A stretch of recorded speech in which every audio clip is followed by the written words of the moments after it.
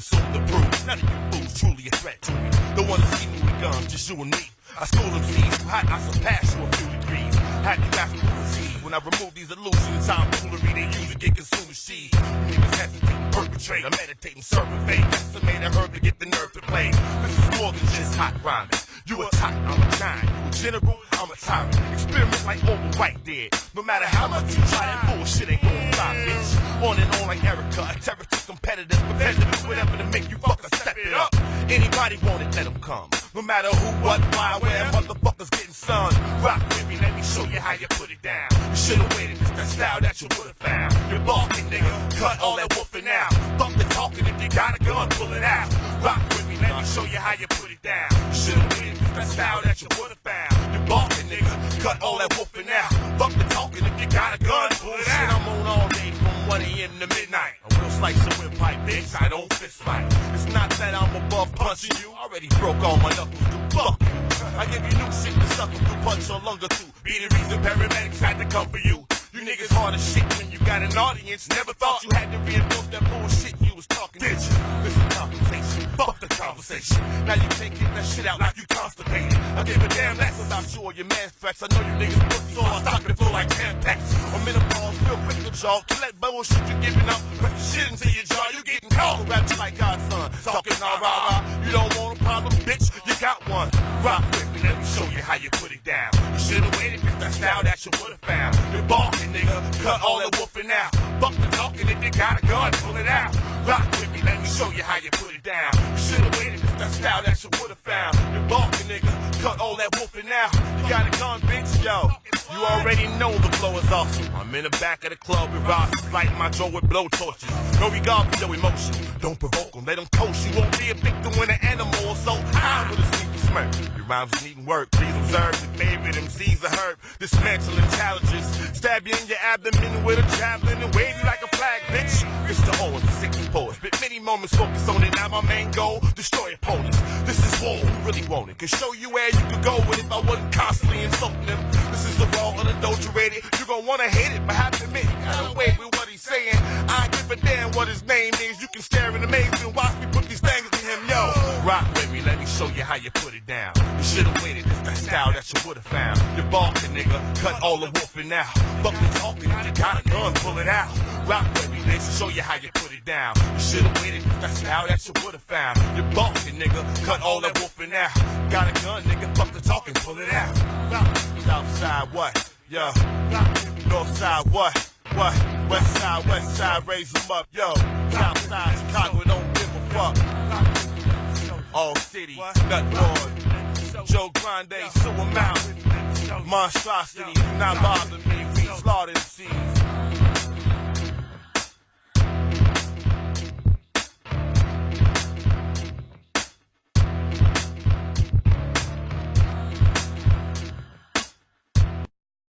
One step farther to see am I justified in this stand. I'm speaking as a black man from America, which is a racist society. Science. Taking it step by step, day by day, hurdling any obstacle that's in my way.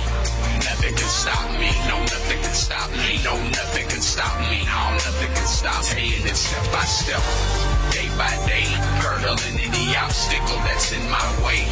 Nothing can stop me, no nothing can stop me, no nothing can stop me, no nothing can stop me. 'Cause I'm a champion. Correct me if I'm wrong, but that's just how I write. You can grab hold of anything that's within your sights, but power and fame can become an addiction. On top of arrogance and ignorance, that ain't how we living. Just wish I had the correct words to say, like it's on the tip of my tongue, but it's still stuck in my brain. Searching for my soul position, painting pictures with this music. Someone will catch the vision of what's to come in the future. All of us in winning positions, don't get stuck with the losers. Banks fresher than a newborn baby. Some of the homies feel me, the others think I'm crazy. But hear me now, believe me later on. Everything except the king is a potential pawn. So hear me now, believe me later on. Look up one day and your whole kingdom is gone. By step, mate, day by day, hurdling any obstacle that's in my way. Nothing can stop me, no nothing can stop me, no nothing can stop me, no nothing nothing can stop me. And it's step by step, day by day, hurdling any obstacle that's in my way. Nothing can stop me, no, nothing can stop me, no, nothing can stop me, no, nothing can stop me. 'Cause I'm a champion. From the lowest of lows to the highest of highs, a devastating fall for a phenomenal rise. To see the light, gotta open your eyes. To comprehend, gotta open your mind. Once you open your mind, you can make a change. Break yourself from the bondage of being enslaved.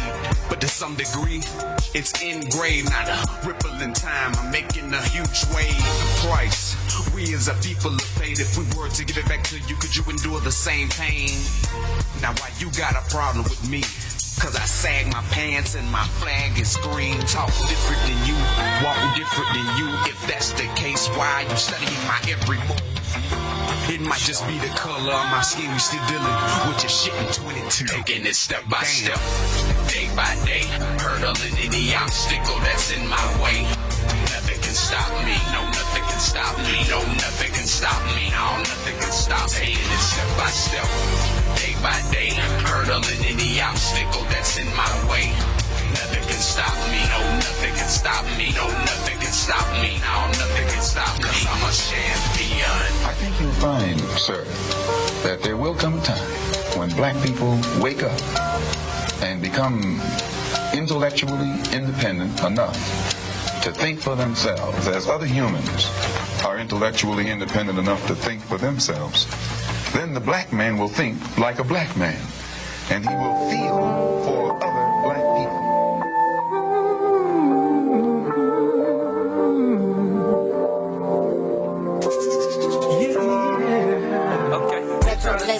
Yeah, but I feel crucified. They never sympathize. Feel like I'm living to die. I'm living to die. I'm living to die. Hanging from the cross, never crucified. They try to survive. Yeah, but I feel crucified. They never sympathize. Feel like I'm living to die. I'm living to die. I'm living to die. Hanging from the cross, never crucified. Hanging from the cross, look up at the sky. I'm scared of question God, but He know that I wonder why. A nigga like me gotta suffer, I'm separate from the others. I got it, I get it, I'm with it. One hand to watch the other. Unconditional lover, but got no love for these suckers. These selfish motherfuckers give a fuck about you or another nigga. Racist bitches time and heel bigger. Everybody is a real nigga, but real nigga. Even the white niggas that went in the field, nigga. The light bright, slim shady Eminem niggas, nigga. I think these motherfuckers crazy. I'm crucified live on the daily. I'm scared to have a baby, 'cause the world super fucked up. Born in the world full of bad luck. That's fucked up. Destiny full of handcuffs. What about us? That's a not kill, but they will, so we strapped up. Take it for whatever it's worth, Lord. Please make it heaven on earth. Sweating tears of a clown, so we bound to the dirt. Fighting through another round, but we bound to get hurt. So put me in the dirt and let a nigga fly. A lot of niggas die, crucified, drive-bys, and we don't even cry no more, 'cause we used to it. They want me crucified live for my wrongdoing. They trying to survive, get high, but I feel crucified. They never sympathize, feel like I'm living to die. I'm living to die, I'm living to die. Hanging from the cross, never crucified. They trying to survive, get high, but I feel crucified. They never sympathize, feel like I'm living to die. I'm living to die, I'm living to die. Hanging from the cross, yeah, crucified. Wanted dead or alive inside. I met my demise, never suicide. I got to be crucified. Why I live in lying lives, we can keep it real. We can get it private like a pill, you know what it is. I'm giving shade to the slaves in the cotton pill. Locked into a cage full of braids till they go uphill. You never get to niggas slipping no banana peel. Watch it for the sign, still a sign, make a nigga yield. I feel like we get crucified. I mean, the Bible's telling us all these people did this because they suffered this much. That's what makes them special people. I got shot 5 times. 1, 2, 3, 4, 5. You know what I mean? And I got crucified to the media. You know what I mean? And I walked through with the thorns on. And I had shit thrown on me. And I had this thief at the top. I told that nigga I'll be back for you. You know what I mean? And trust me, this not supposed to be going down. I'll be back. So I'm not saying I'm Jesus, but I'm saying that we go through that type of thing every day. We don't part the Red Sea, but we walk through the hood without getting shot. You know what I mean? We don't turn water to wine, but we turn motherfucking dope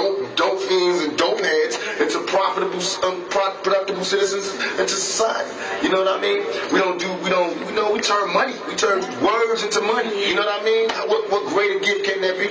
So I believe God blesses us. I believe God blesses those that hustle, those that use their mind, and those that overall are righteous. I believe that your karma, everything that you do bad comes back to you. So anything that I'm doing that's bad, I'm going to have to suffer for it. But in my heart, I do what's right.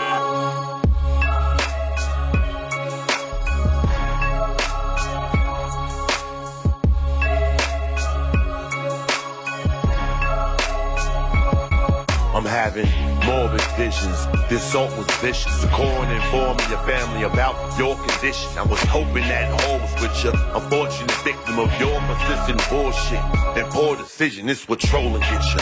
Torture nigga, butt naked, duct tape, hard ties. Cameras fucking rolling, nigga. It's not over. Where I'm from, you're foreign. Cut eyelids off. Make sure your eyes stay open. No time for dozing, nigga. Stay focused, will ya? I ain't ready to kill you. And I don't like the smell of ammonia, nigga. Keep on acting like you gon' pass out. Jacket glass, I'll gas your ass. Use a blowtorch to fucking close it, nigga. Something you don't consider. Ringleader, you a clown, so you think everybody else is joking with you. Provoking niggas and guys on the road to get you, they'll pick you up. I let them hold the dough, yeah, they chauffeur niggas. Kayate, motherfucker, be silent. You do not know who you trying to pick a fight with. You don't want this shit to get violent. Arrive in your town, but I'll be on that shy shit. Kayate, motherfucker, be quiet. You do not know who you trying to pick a fight with. You don't want this shit to get violent. Arrive in your town, but I'll be on that shy shit. I'm going for the fences. I put foul players on the benches. Flow offensive. Your defenses exert my strength and cure your dementia. Pose your corpse and piss on it. Laugh like old boy from Thriller. Outside your house with a swollen swisher. Invoking Biggie, kick in the door, waving a fofo on your niggas. I got your attention, hold your position. No sudden moves or twitching. Yo, I'm too paranoid, nigga. These are genuine sentiments. You fabricating fiction away. I envision the day that I'm face to face with them. Future laceration victim. Have them saying, damn man, something about your face is different. Your lanes is stripping. Can't quit the game I give them. Entertain the children. That's why they think daddy playing with them. Insane dimension every day. I'm the name they mention. They ain't prepared to take what the fuck I came to give them. Kayate, motherfucker, be quiet. You do not know you trying to pick a fight with. You don't want this shit to get violent. Arrive in your town, but I'll be on that shy shit. Kayate, motherfucker, be quiet. You do not know you trying to pick a fight with. You don't want this shit to get violent. Arrive in your town, but I'll be on that shy shit. Irritating niggas concentrate on how I make a living. Where me and my lady stay and other shit that ain't your business. The scene changes when I paint the picture. They steal from me to make the paper, so I say I made it with them. You say you ain't a bitch, but you ain't convincing. You on my dick so much, I wanna ask you how it tasted, nigga. I help you elevate your thing, and now you hating, wanna replace with a simulation. But I'm who you imitating. I see the subtle changes you making. No matter how you rearrange it, it's lame. You cannot match my innovation. Use a basic nigga, a lazy weak, easily humiliated, emaciated. Your swag say gay and feminine. Eliminate you niggas who can't take a hint. You endanger friends. I'm a shotgun and you a gang of pigeons. Your poor excuses for a human. Execution of best solution in they motherfucking life. Cause he ain't know what to do with it. Kayate, Kayate, Kayate, Kayate, Kayate, Kayate, Kayate, Kayate.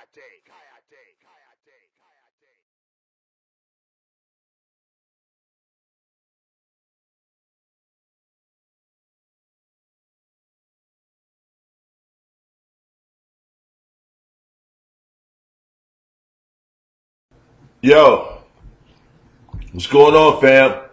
How everybody doing this morning and all that old good shit? It's the 6th day of March, 2018. I'm your man, Mr. Owens, also known as Stylistic Monstrosity. Lee Concrete. Fuck you, pay me. Mama, there he go. And that's it. What's going on with y'all? Hope everybody's doing straight. Let me pull this a little bit closer. Yeah, I was down here, I didn't get my little workout in this morning or whatever, so I let those little tracks play or whatever so I can get my little push-up on or whatever. And I had the little rig down here or whatever, so yeah, I'm going to go ahead and get that shit started in 1 second. For everybody who's not familiar, This is an adult show with adult language, themes, and situations. If you have delicate sensibilities, easily offended, a social justice warrior, or looking for somebody to argue with, you might want to find something else to do. Your time is your most valuable commodity, and I appreciate you being able to share some with me. That's coming from a real place. Shout out to everybody who's in the chat. That's who I call the fam. Let me go up here. Let me start from the bottom. We're going from Chef Boy RG, my man, Jermaine Day. Chef Boy RG. I just got that. Chef Boy RG, Jermaine Dizzle, War Ready, LJ, what's going on? Assalamu alaikum to my brother from across the pond. Whatever you think. Monstar, what's happening? Hooded One, Fair Play, Theo, what's going on with y'all? He said Joy Kane gave LA the business this morning. Shit was funny as fuck. I have not checked it. If y'all got a link or whatever the fuck, go ahead and post that shit up. Yeah, I brought the rig down. As y'all see, it's not loaded. It's not loaded for flowers.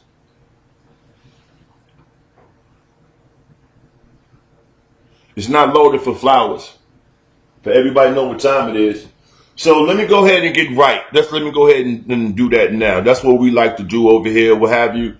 Matter of fact, I'll put my distraction screen up. Hope y'all like my new distraction screen. So I wanted to have something to incorporate monstrosity, nut ward, and all that shit together. So I wanted to make sure I had it up there. This is the burn time. Y'all got it? Blunts, joints, papers, dab rigs, nectar collectors, your vape pens, your Black and Milds, whatever the fuck it is that you need to get your day going, your cup of go juice, whatever it is you need to get your day going, go ahead. I'm going to light the bowl. I got the dragon down here too. The dragon is full of flowers. For everybody ain't familiar, the dragon is full of flowers. You know what I'm saying? This is the dragon. So they understand what the fuck I'm talking about.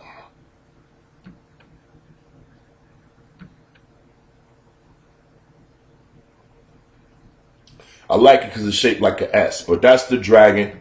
You dig? So the dragon is full of flowers or whatever, but I'm gonna hit this and I'm fucking with the rig. That's really what's up. So if you got that shit, burn it. So I hope, like I said, I hope y'all like the new monstrosity distraction screen. Oh, it looks dope on camera. The colors are real vibrant and shit. You know what? Fuck it. I'm gonna do a dab first. So y'all gonna hear me flaming up my rig and all of that. You know, everybody that know about dabs know you gotta heat up the titanium first, and then basically it's THC wax, and you're dropping it on the hot thing, and it plumes up into a big ass cloud of smoke. So for everybody that's never did a dab or know what dab is, it's essentially, well, it's not essentially, it is. It's liquid THC. They took the chemical component out of the marijuana. They strip it down or whatever, so it comes into like a little gel. It looks like earwax. That's why they call it earwax. Adrian Brown, what's going on? So it's pure THC, and like normally I get it. It's between 80. I usually get between like 76 and like 89%. So like it's usually really pure. And if you want to, like, if you do smoke, you want to know what it's like. You never had a dab or any CBD or anything like that. You know, the cannabis oil. Imagine smoking the most potent blunt you've ever smoked. All right. Imagine the most potent blunt you've ever smoked, the most potent joint, the most potent weed you've ever smoked. Imagine the highest you've ever been if you ever got high smoking weed or whatever. Right. Now take that shit and multiply that times 5. Right. And then stretch that shit over 4 hours. And it doesn't get weaker. It intensifies as the time goes on until it's the fuck over with. So imagine being the highest you've ever motherfucking been, and then it's just basically augmenting and augmenting and augmenting. It's basically just getting, just peaking more and more and more and more and more. Well, that's what, you know what I'm saying, dabs are. It ain't for lightweights. It's for true bud smokers. Anybody who takes, you know what I'm saying, that lithium, Xanax, Prozac or any of the antidepressants, they really dig it because it basically, it neutralizes you. It puts you in the middle. It makes you super neutral. So if you're a weed smoker and you enjoy smoking weed, like, you know, if you ain't no damn sleepyhead, you know, like if you just smoke weed and go to sleep, you ain't no bud smoker. So I'm like, man, if you're a bud smoker, you know what I'm saying? If you're a bud smoker, what have you, and you truly like, smoke and just do things while you high or whatever, then this is what you want to do. If you have a lot of chronic pain, they're giving dab oil, CBD oil to cancer patients now because it's so fucking intense and it knocks out the pain, it relieves your stomach, all kinds of shit. Like it does blood pressure, stomach, it's digestive issues, blood pressure, stress, and something else. But they're giving CBD and straight liquid dabs to cancer patients now, and people who deal with like a lot of chronic pain and all that other shit. No, the only antidepressant I take is marijuana. They subscribe. No, they I said subscribe. They prescribe me Xanax, but I don't take the shit. More times than not, somebody will call me up like, "Hey, Stylz, you got some Xans?" And I'm like, "Yeah." "Hey, can I get a couple?" "Yeah." You know what I'm saying? Like they just be sitting in the goddamn bottle. I remember at one point in time, I had like 5 bottles of that shit just sitting there, like 5 bottles of 3-month supply. So they'll give you like 90 at a time. I had like 5 bottles of 90.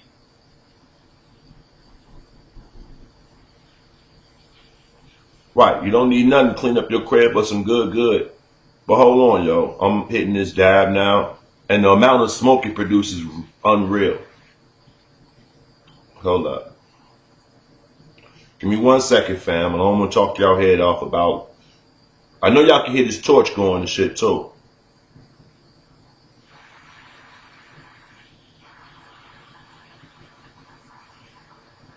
Matter of fact, I can show this on screen.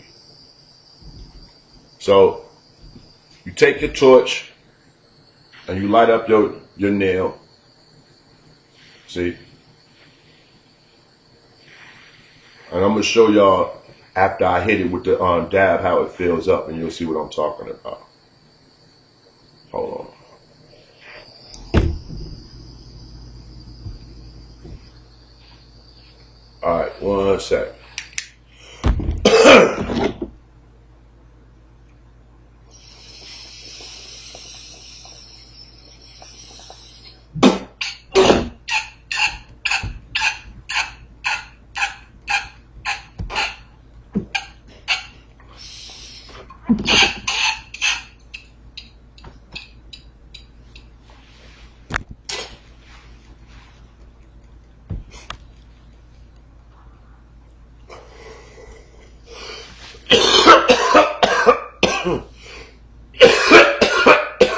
All right. Oh shit! And it hits you like, it hits you when you exhale, and then it hits you like 10 minutes later, like all at once. All right.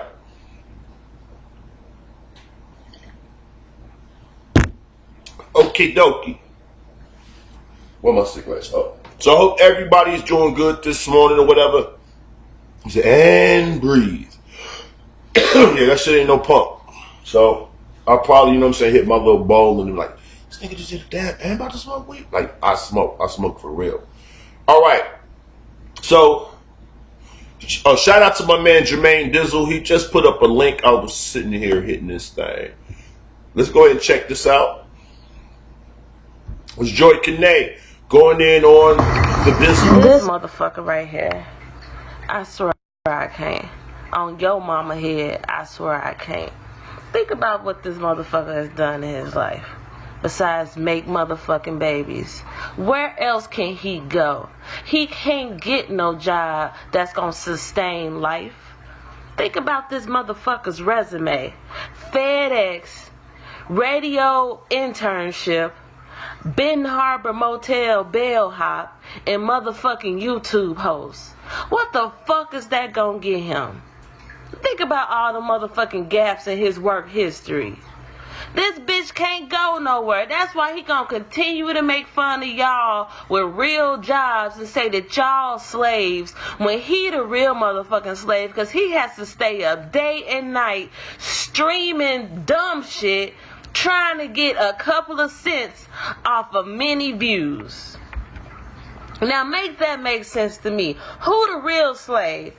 And then ultimately, the motherfucker that's gonna deposit that money into your account, they white. They the same white motherfuckers that you talk about that's paying us slaves with real jobs. So make that make sense to me, bum.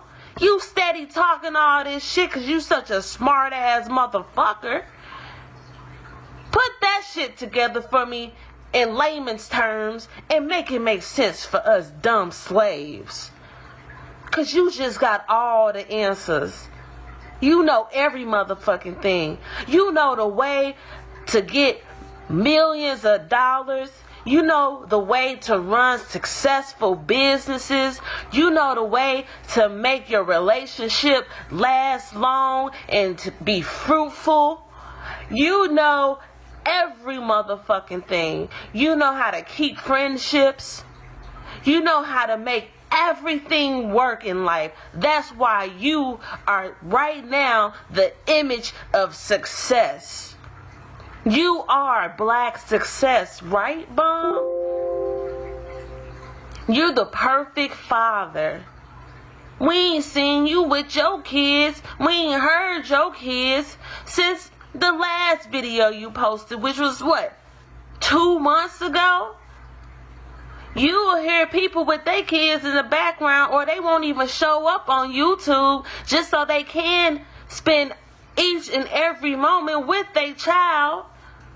But you on YouTube all day and all night streaming on some type of social media platform, and we don't hear none of your children except the one who can do for himself and who really don't need you.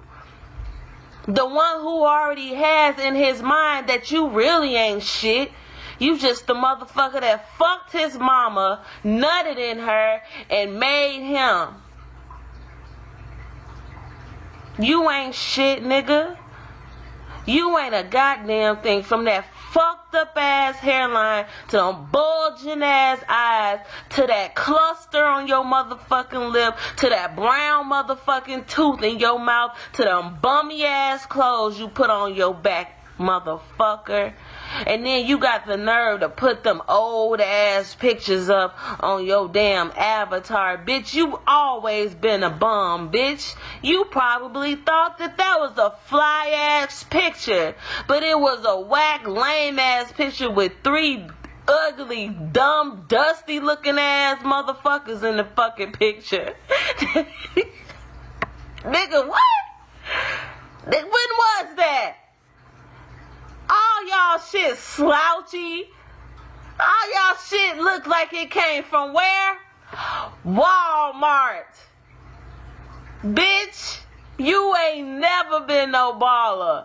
That ugly ass, dumb ass linen suit with that dumb ass hat. You probably got that hat out the motherfucking storage box because that used to be your daddy's shit. That was the one thing he did leave around, bitch. Nobody give a fuck about you or what you say, bitch. That shit don't hold no motherfucking weight. You could call me whatever the fuck you wanna call me, bitch. But you can't call me broke. Bitch, you can't call me unemployed, bitch. You can't call me none of that shit that motherfuckers can tack on your goofy, dumb, dirty, broke ass bitch. Nobody give a fuck about what you gotta say. God damn it, you's a ugly, disgusting, dirty old man. You old greasy ass, dumb, scary ass bitch. Talk all that shit for 10 years or however motherfucking long your ass been on here. Then the motherfucker tell you they gonna show up to your city. Now you wanna go get a gun and your motherfucking ass wanna shoot somebody. But we all know that as soon as you see that motherfucker on the road and he live streaming up on 2 motherfucking 90 West to motherfucking West Kent, wherever, I don't know what fucking highway it take, but I figure he has to take 290, but nevertheless, whatever the motherfucker he come, whatever the fucking highway that motherfucker come on, bitch, and he live stream that shit, bitch, we know you gonna speed down your boys in blue, and you gonna tell them to be on the lookout for Lee, cause Lee coming to get me.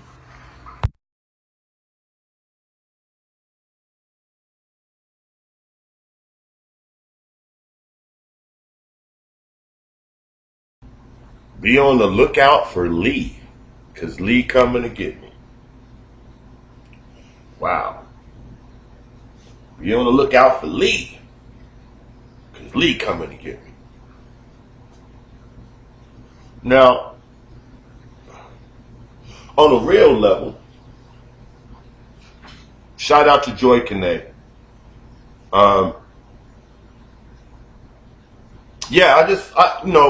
Yeah, she went in on Homeboy. Yeah, she went in on Dude. Yeah, she went in. Yeah, she went in. I don't have a problem per se. Hold up. Yo, I don't have a problem per se with people knowing my government. I don't have an issue with that. I don't have an issue with people calling me my government. What up, Lee, and all that other shit, or whatever the fuck, right? It is. It is. And it's a girl. So, what I'm saying? I'm used to girls saying my government. Usually my dick is way up in them and shit. I got their knees pressed up against their collarbones and shit. Or, like, they like, why'd you do that? And it's followed by my government. You know what I'm saying? But I don't know. Like, it's like, I don't mind people calling me by my government name. But YouTube motherfuckers who don't know me that well calling me by my name that's all willy-nilly kind of bothers me. Like, it's my name. I don't have a problem with my name. You dig? But it's like, well, actually I do. I think my name is gay as hell. I'm not even gonna front. Lee. You know what I'm saying? Some old unisex ass shit. Like, it couldn't just be a guy named like John, Trevor. You know what I'm saying? This Lee. Like, you know what I'm saying? Lee, like some shit you like, you order, like, do you want some Lee with your chicken? Like, no, I don't want no Lee today. That's how my name reminds me of. You know what I'm saying? Like, have you ever thought about your name? Like Jermaine is a guy name. Jermaine, Adam, Theo. You know what I mean? Those are guy names. You know what I'm saying? Like, Lee. And like, we the fuck not Asian? My family Creole. You know what I'm saying? We French niggas. You know what I'm saying? So it's like French niggas. Like, and my name is LeBrandon. So my first name is LeBrandon Versailles. Everybody knows that. My first name got 19 letters and a goddamn hyphen in it. Now, my name is on both levels. My nickname and my name is like just the ultimate ghetto shit. Like, they took Brandon and stuck Lee on that shit. Like, why the fuck you do that? Brandon is a good natural boy name. Why the fuck you add love to that? We gonna be fancy with it. Love. And I had to carry that shit, right? And then when motherfuckers like, your name is LeBrandon Versailles. Like, hearing motherfuckers just mangle your name. LeBrandon Versailles, LeBrandon Varsaels, just call me Lee. You know what I mean? That's what everybody else called me. That's where Lee came from. At least to fuck my name up, right? But this Lee shit is like, I don't really like it. But I don't have a problem with it because it's my name. You get it? There's nothing I can do about it. You know what I'm saying? So, but when motherfuckers is like what's what we call them, they getting familiar. Motherfuckers, you know what I'm saying, calling me like, yeah, when Lee come, no, LeBrandon Versailles. Versailles. Versilles. Like, and I forgot to say hyphen. So I'm so used to saying hyphen and running it off. You know what I'm saying? LEBRADON hyphen VERSILLES. Like, particularly my first.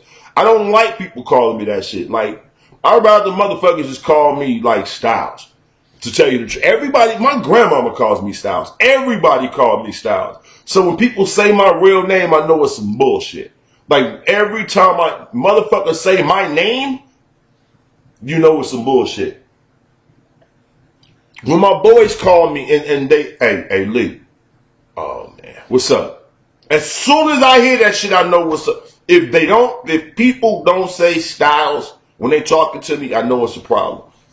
You know, real shit, I know it's a problem off top. Cause that's, when people say Lee to me, it's like, everybody know I'm super sarcastic, I'm like, I won't say a practical joker, but I fuck with people. Me being sarcastic, you never know when the fuck I'm being serious or not, because I'm just deadpan all the time. So I can be fucking with you, having a good time fucking with you, and you be like, is this nigga serious or is he playing? So people will be like, to cut through that and be like, Lee, that's how I know that they don't want me to fuck with them. Lee, yo, what's up? Like this is serious. Lee, So, right. So, I don't, yeah. But, you know, chicks saying my name, it don't really bother me. But it's like, baby girl, like, yeah, when Lee comment, like, my name's Stylz, sweetie. You know what I'm saying? No disrespect to you after I've been disrespected, but no disrespect to you. But my name is Stylz, homie. Like, real shit. But that's a whole nother side note. I'm not hating on Joy Kane. I fuck with Joy Kane and all of those shit. You know what I'm saying? Like, she good people. So that's that. Right? Now, I wanna shift to something else on a whole nother note right quick. Right? I want to make sure I say this the right way. I want to, that's how we weed out the telemarketers, right? When they call, hi, may I speak with LeBrandon Versiels? Don't nobody by that name live here. Hang up the fucking phone. Can we speak to LeBrandion?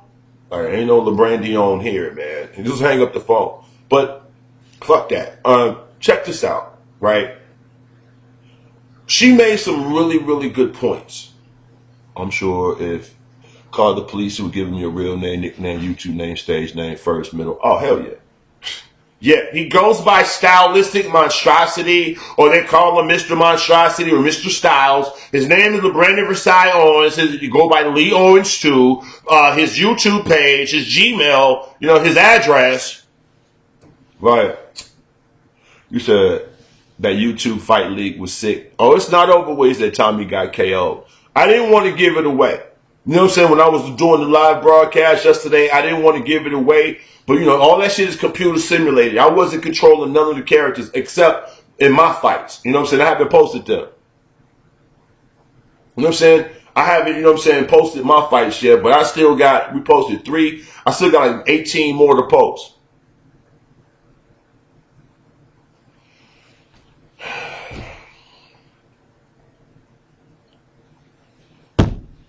So, number 1. Number 2, right? Because it was computer simulated, I don't have any bearing on what's going on. You know what I'm saying?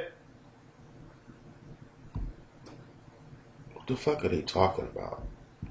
Niggas is corny, but that's what I'm talking about today. So, I just lost my thought kicking that person out and shit. So pardon me for a second, because I got a lot of shit on my mind. And I really didn't want to do a show today, but I'm like, let me go ahead and jump down.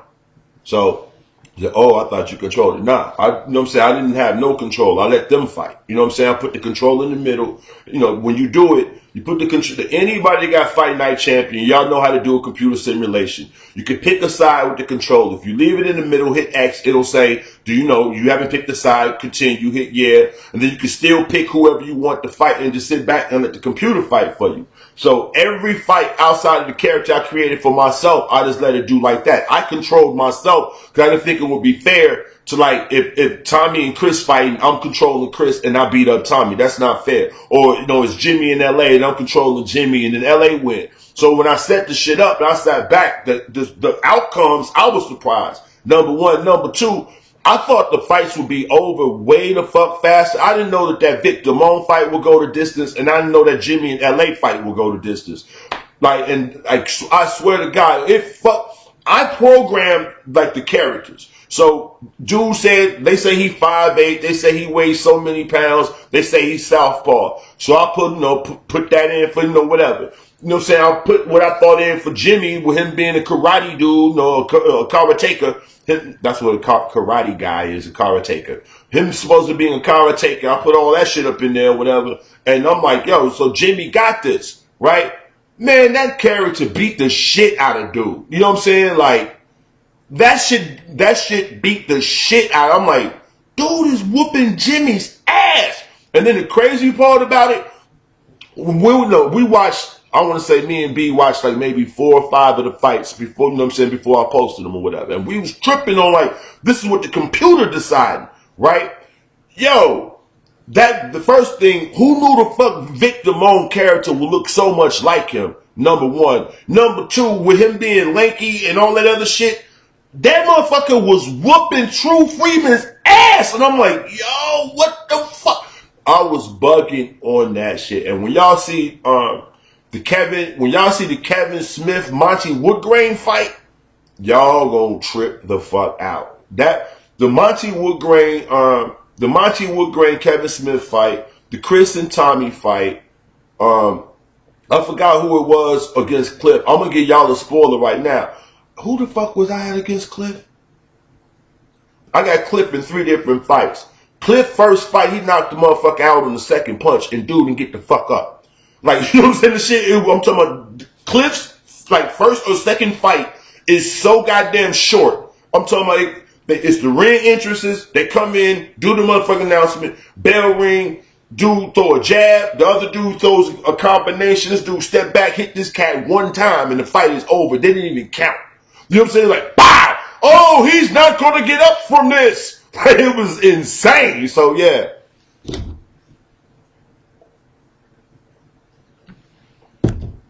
He said, this shit hilarious. I didn't see it. It's up. I posted it.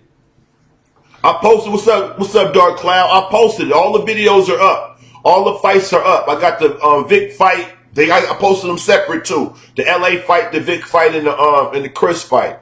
So y'all still got the Tina Turn Up Jamila fight to look forward to. Everything y'all told me, I wrote it down. The paper's upstairs and shit in my bedroom next to the TV and shit. But I wrote out all the different fights, and I've been doing them, simulating them and shit. So, like, this fight went 30 minutes, that fight went 25 minutes, another fight went 9, this fight went 4, you know what I'm saying?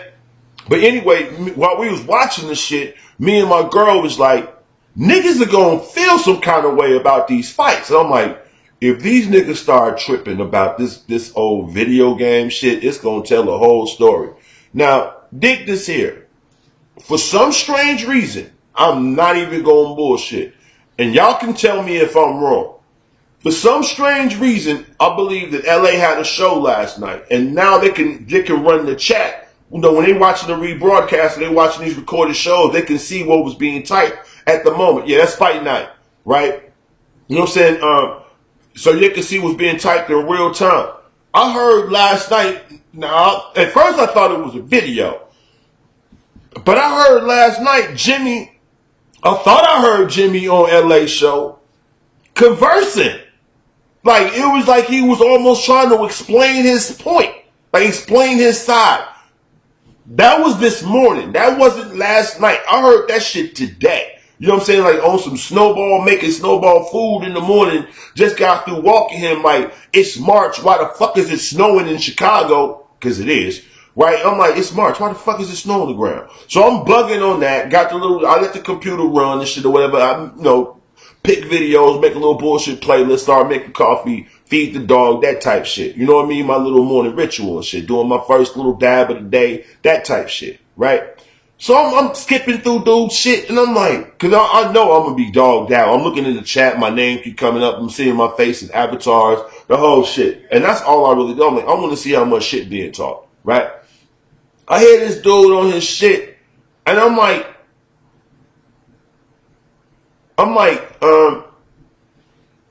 what happened to this?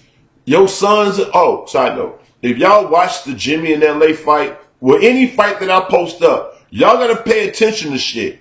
Look at the belt lines. Look at what they got on their trunks. Look at the shit that they wearing when they come out. Now that's how I got my little jokes in on people. I didn't fuck with your stats. Ain't nobody and none of the characters I made under a 94. So I want y'all to know that I made everybody a monster. I made everybody a beast. So it ain't no cheating. But I went by your size. So whatever the computer stats came up, like for some people who short, you know what I'm saying? Of course I made you an inside fighter. You ain't got you short. You ain't got a long reach. How you gonna be an outside fighter and you short? So I went to everybody's shit. The people who slow and slow moving, I made you slow moving. The motherfuckers who see them, they got more energy, I made them more energetic. The people who talk a lot of shit, I made them talk more. The people who are a little bit more, I basically went by your physical personality quirks. I translated that into the numbers. So you got like, Gang Weezy came out like a 96. LA came out like a 94. Like I was surprising the motherfucker. Who else? Kevin Smith came out like 90. Like motherfuckers were getting these crazy ass stats. So it wasn't like I was making nobody weak. I was making, LA was rocking the pink and sweet corn yellow shorts. Yeah.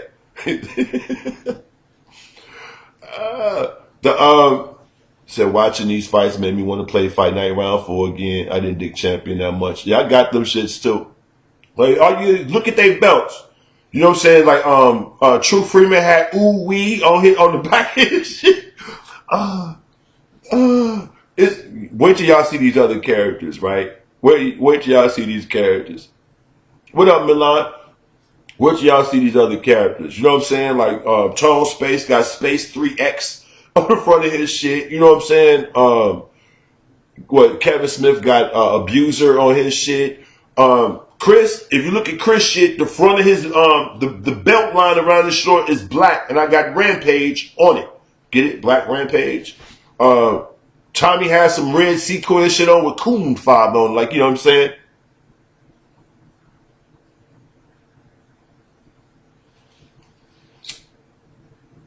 Oh man, I did some crazy shit on everybody's shit.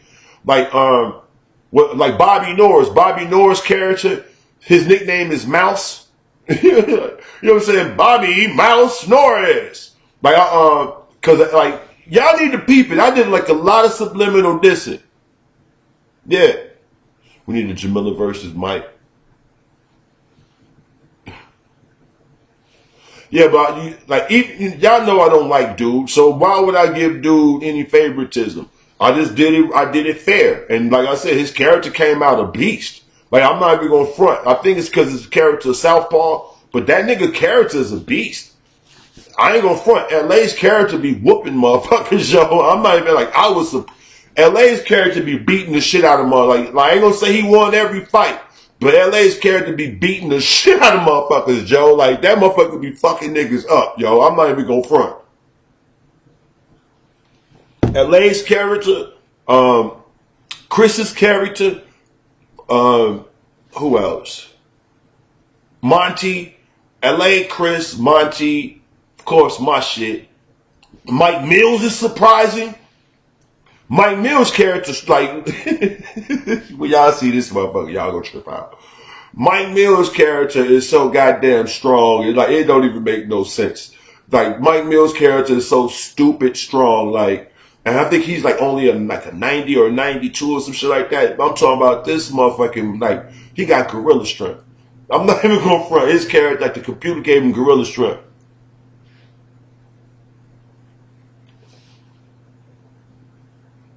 What? I don't. You know what? I'm gonna need my damn moderators to get on their job though. Like, we sitting here talking about video game characters I created on some mocking these people shit, and people talking about some stupid shit. Like, please, I'm just having my damn my go juice and weed. I haven't even been on. How long we been on here? I haven't even really been on an hour yet. Like, for real? Don't start hating. Come on, man. We talking about games. I haven't even got into, like, the real, like, meat of the conversation yet. Like, you see my eyes, man? I'm almost still kind of sleepy. It's one of these, like, slow ass days. You know what I mean? I really don't want to get in my bag yet. I don't want to start talking loud and all of that. I'm just really trying to chill. I'll say again, I didn't even really want to be on the show today. I haven't been wanting to be on the shows a few days. Like, I just been recording these little fights and shit like that and doing other shit. And I just really, you know what I need to do? Because I need to go ahead and talk about the Cornball Coalition. That's what I need to do. So this is what I'm going to do, family. This is what I'm going to do. I'm going to do this. I am going to put on some music. Right? That's what I'm going to do. I'm gonna put on some fucking music for a second. Go up here, give me another go juice, and yeah, that's what we're gonna do. I want to play. I like this one joint from my man K Cool. He makes some real ill shit. Hold up, where is it? I think it's some other USB.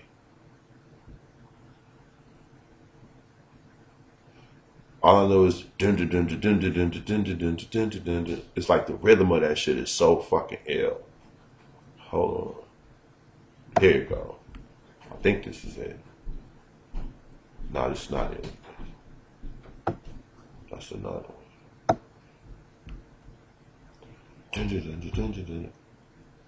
This is it.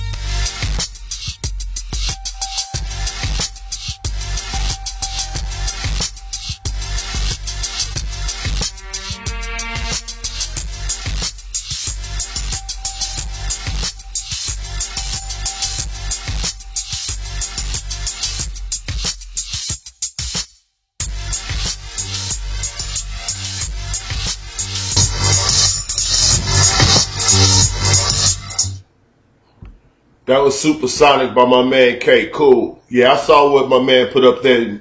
Give these niggas the Sparkle Spartan mask when they win. That's why I'm going to do it. I'm going to put all the winners up against each other like a tournament. You know what I mean? So it's going to take me a little while to do this. I'm going to work it down, but it's going to be an ongoing thing. Like every few days or maybe once a week, I'm going to post 3 or 4 fights and just stretch it out on some funny shit. So that's what I'm doing. All right. I was hitting this damn bowl and shit when I had the little break going. I want to keep it straight. Shout out to my man Jose. Shout out to my man Jay. You know what I'm saying? My homeboy and shit out there in Houston and shit. My man was talking to me about some real shit today. I'm not about to get into what we was talking about. I just want to like talk about when you dealing with this bullshit that we deal with. Personally, a lot of stuff with the world makes me mad. You know what I mean? Like just looking at the world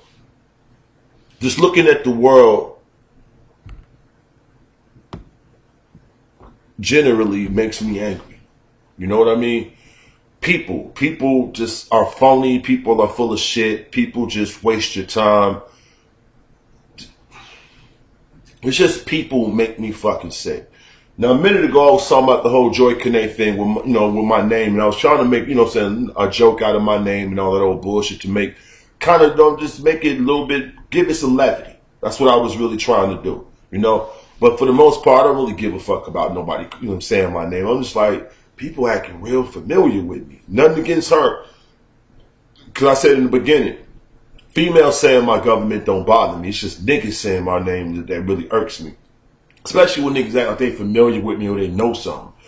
By any person, don't nobody want to seem predictable, transparent, or just, you can just look at them. Nobody want to be like they feel like they have a glass forehead. Like you can just look at me and analyze my entire life. Everybody wants, even though they don't want to seem like they difficult to deal with, nobody wants to seem like they simple or easily understood. Everybody wants to feel like they layered or have some complexity to them.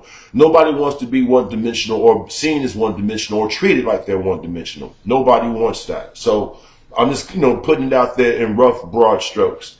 I'm not one of those people that, subscribed or just like bought into the whole Disney version of life. I'll get into that in a minute.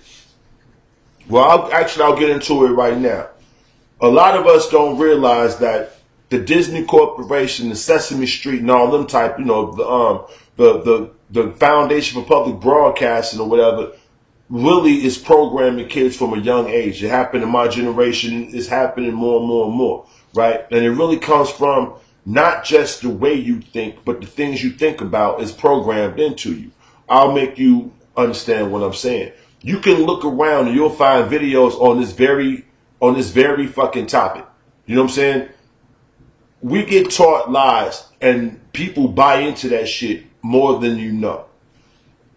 Disney, right, is one of the main leaders and propagandas out here. You know what I'm saying? Disney pushes more propaganda than anything. And Disney teach you how to lie to yourself. I'm going to explain to you.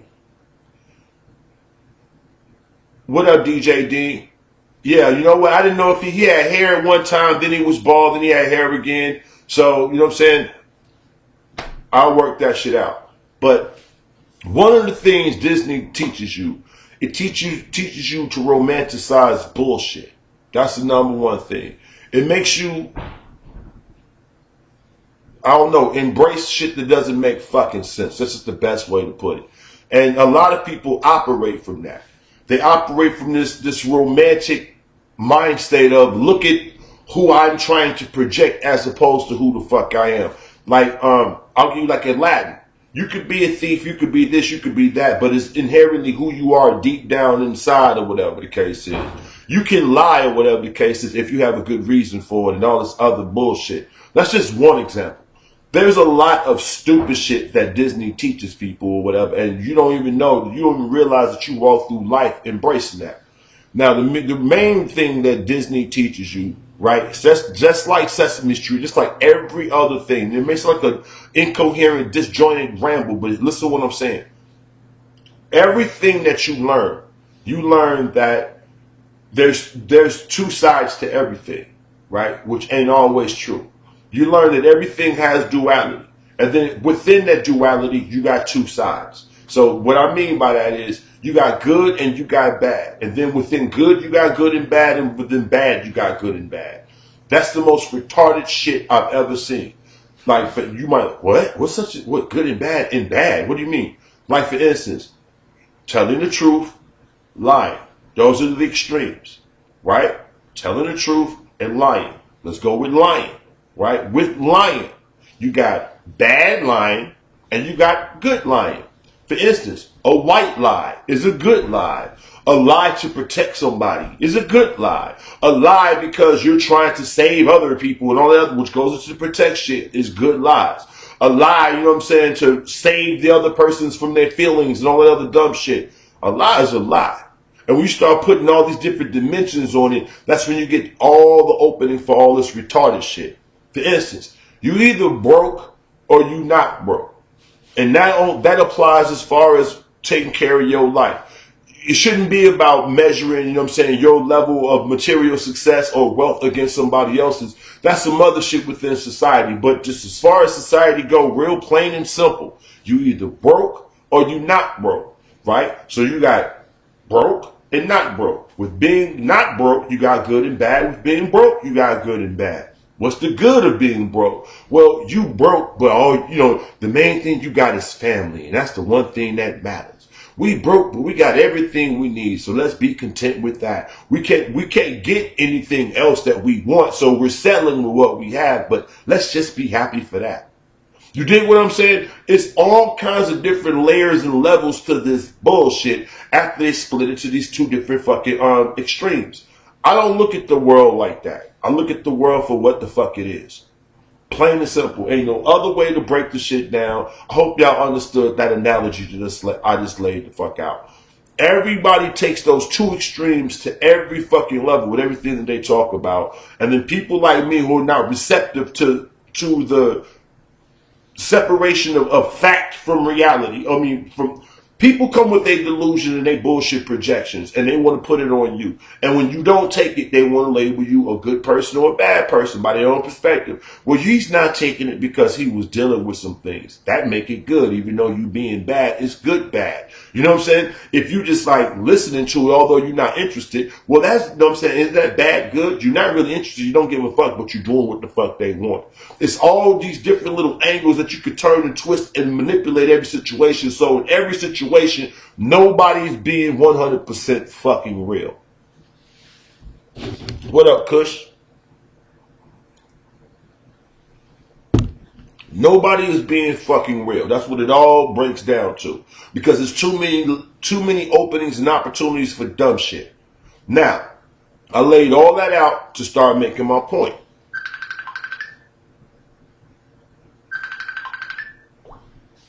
Hold up.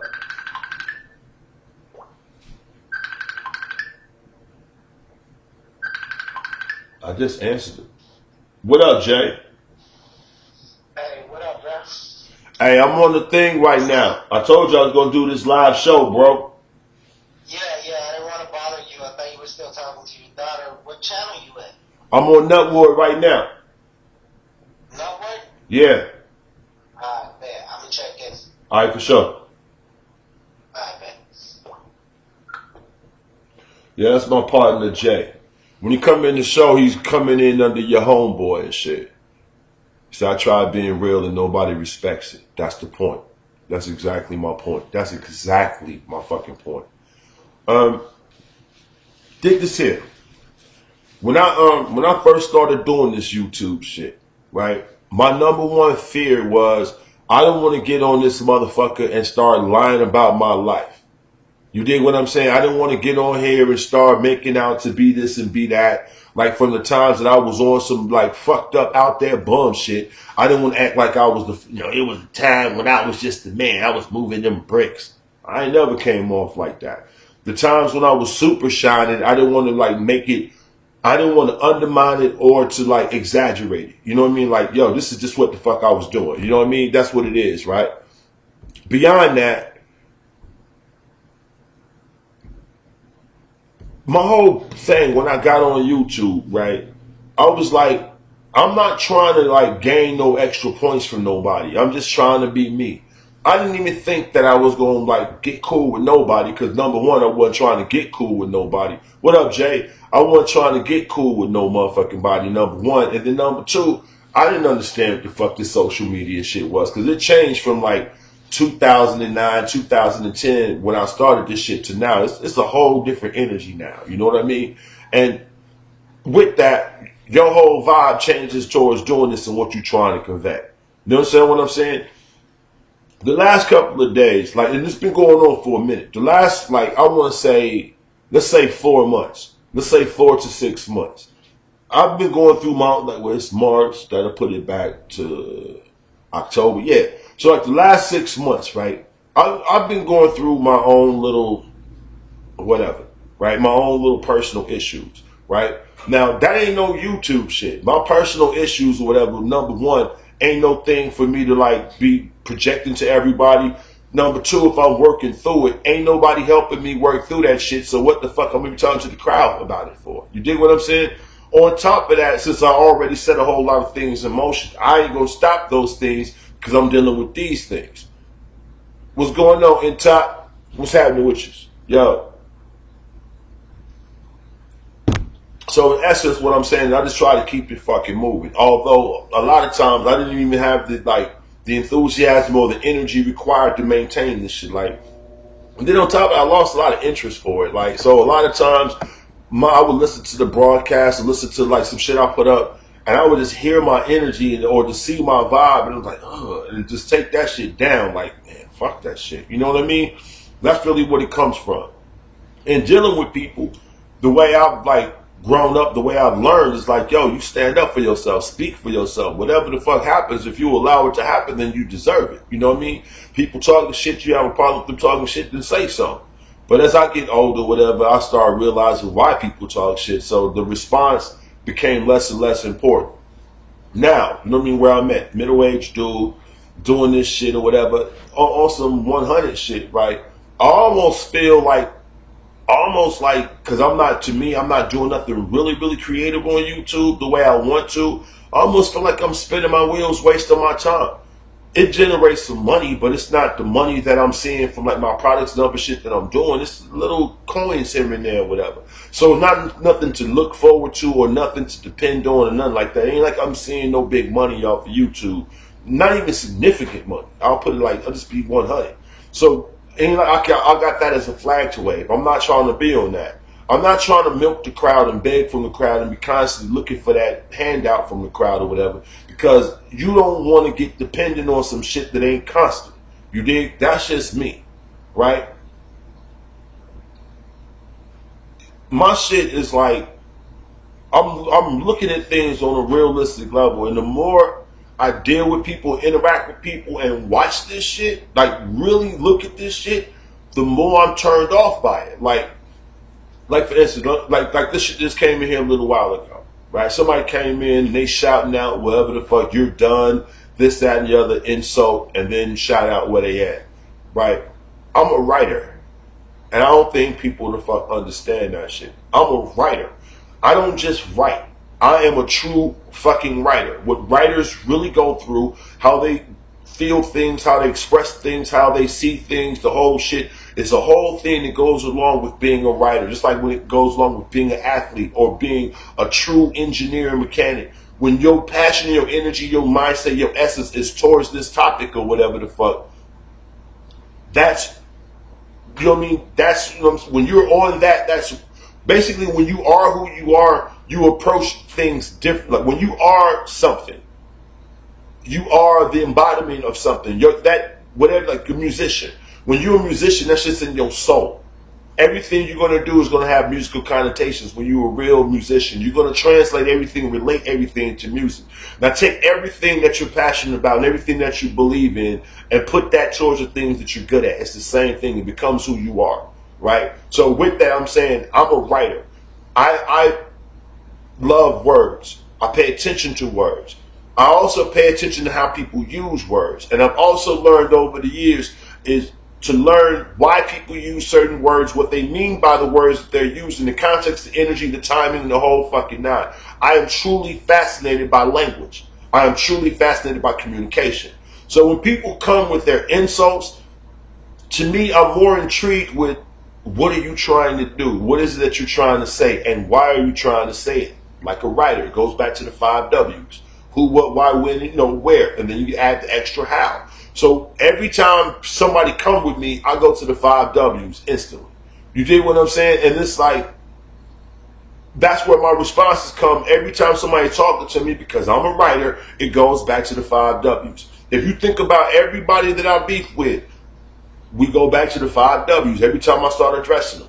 Every time I'm going to somebody, I'm roasting them. Y'all hear me going in my bag, even though I'm loud and animated, I'm really hitting you with the 5 W's. You dig? Now, beyond that, right, what I was saying a second ago, when you separate yourself from this shit and sit back and look at this shit, I'll give you an example. I got into it with one of my kids' moms not too long ago over some stupid shit, right? The stupid shit that we got into it about was some shit that I did. The shit that I did was some, like, I snapped because of principle. You dig? The situation could be smooth. I could be talking to my daughter right now. You know what I'm saying? This is over my baby, right? Me and my baby could be interacting, doing whatever the fuck we doing right now, but we not. Normally, when I get into it with old girl and I have this time removed from my child, I'm going through some type of fucked up depression. I'm pissed off. I'm mad at everything. And I'm trying to wear a mask and not show people that it's hurting me. But I'm like, this shit be pissing me the fuck off when I can't talk to my kid. This last time that we got into it, old girl was just on some stupid shit. And it was like, yo, you know what? As a baby dad, as a father, as a man, I'm tired of having to put up with a stupid bitch doing dumb shit. And I gotta like be patient and tolerate this shit and look at the long, look at the long haul. I look at the shit in the long run, what's gonna be the best choice, right? Now I know it may sound retarded, it may sound selfish and self-serving, but you get tired of being a responsible motherfucker all the time. You get tired of doing the right thing all the time. You get tired, I'm talking about in real life. Fuck this YouTube shit. On YouTube, you can be as wild as you want to be. I'm saying in real fucking life. Can't nobody tell me you don't get tired of motherfucking paying bills. Sometimes you have that couple of $100, you just want to like, you know what, I want to go over here and do so-and-so. And you want to real bad, but you're like, yo, I got to do this. If I don't do this, then this, that, and the other, blah, blah, blah. But you know what I'm saying? I just want to go jag the money off. So when you see motherfuckers who don't have no responsibilities, just doing stupid shit, talking shit to you, it'll make you feel some kind of way because you don't have that luxury of fucking off. You dig? Now, this was that situation. Oh, girl's doing some stupid shit. I'm like, yo, I can't do stupid shit. I got to motherfucking always be on point. But you constantly get to do dumb shit. Now you want me to fucking lower my head for you to do some old dumb shit. Hold the fuck on. You want to know what started the argument? I'll give it to you real raw dog. This bitch is on. I'm not even going to get all into her business. She just on what she's on. Right? And I'm talking to her and everything is chill. And I'm like, hey, yo, let me ask you a question. She like, yeah. How does it feel to always get your way? And she was like, what? I'm like, how does it feel to always get your way? Because I don't know what that's like. I have to fight for every inch in this world that I have to get. So any victory that I have is not a victory. It's like it was supposed to happen because I fought for that shit. You get the world handed to you. People got to compromise and do what the fuck you want, or you can do some other stupid shit. What does it feel like to always get your way? Right? Now, I know it's a fucked up question. I know it's going to make her mad. I know it's going to back her into the corner. I know it's going to make her feel defensive. And I intended to make her feel defensive because you're injuring me with that dumb shit that you're doing, which in turn is injuring my fucking child. So ultimately, what the fuck do you gain from this little momentary happiness that you get from like everybody just turning their back to your stupid shit? You just get away with it, and then later on, we gotta all pick up the pieces behind your stupid shit. What does it feel like to know you causing motherfucking problems, but it's okay because people gonna help you further down the road? What the fuck is that like? Because I don't have that luxury. Man, old girl lost her motherfucking mind. And I knew she would, right? So in essence, I started the argument, right? Because I did. But did I? You already doing something. If I don't respond favorably to what you're doing, it's going to be an argument anyway. So me biding my time being quiet for the sake of being around my daughter, to me, is making me like I'm on some frou-frou ass shit. I don't want my daughter seeing me as motherfucking weak, or my daughter seeing her mom manipulates me this way and that way, so she's going to motherfucking go that way. You dig what I'm saying? No, you don't get to fucking play with me. So when things been going a certain way and I'm paying attention, like, this bitch is only happy because I'm compromising. She don't got to do shit. I'm the one that got to bend all the time. I'm the one getting broke every motherfucking other weekend when I'm going to pick up my child. It ain't like she's sending my kid out the door with food. It ain't like she's sending my kid out the door with what the fuck she need. The expectation is I'm supposed to take care of it. Hold on. I'm not by myself in this motherfucking thing. So why the fuck is my only responsibility financial?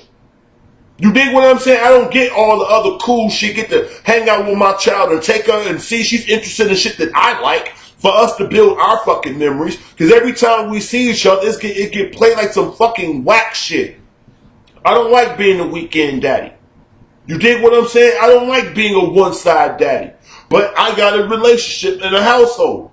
Her mom got a relationship in the household. Why is it I'm fucked up because I'm not in her mom's fucking household? You dig what I'm saying? Same thing it is with any motherfucking man. You look at anybody From LA to Chris to Tommy Sotomayor, I don't give a fuck who it is. You don't have to fucking like me, but I guarantee you, every fucking man that fucking hear what I'm saying right now know exactly what I'm talking about. Why the fuck do we always have to compromise for simple shit? Why do we have to do anything for what we're supposed to get? If I'm the father of this kid, I'm supposed to have time with this kid. I should not have to argue with you, reason with you, explain nothing to you, understand your position, or worry about your feelings. I shouldn't have to worry about none of that shit. Let me be your father. And these hoes can't never do that shit.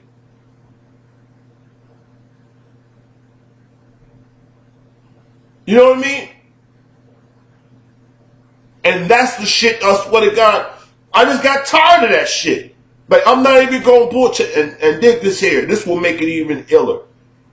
I've been fighting for my kid for the longest motherfucking time, right? Fighting for my kid for the longest time. Her mom been doing all the little shit that she do, and I'm just fighting to be in my kid's life. Am I doing that shit for me, or am I doing that shit because it's expected of me? Think about it. Every man over here know what I'm talking about.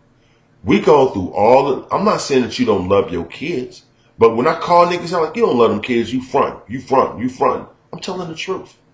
I'm telling the truth. Because whatever public display that you put on for everybody to show them what kind of dad you are, don't got nothing to do with how you feel for your kids and how your kids feel for you. It's just shit that you say to make everybody else know, oh, well, yeah, he cares.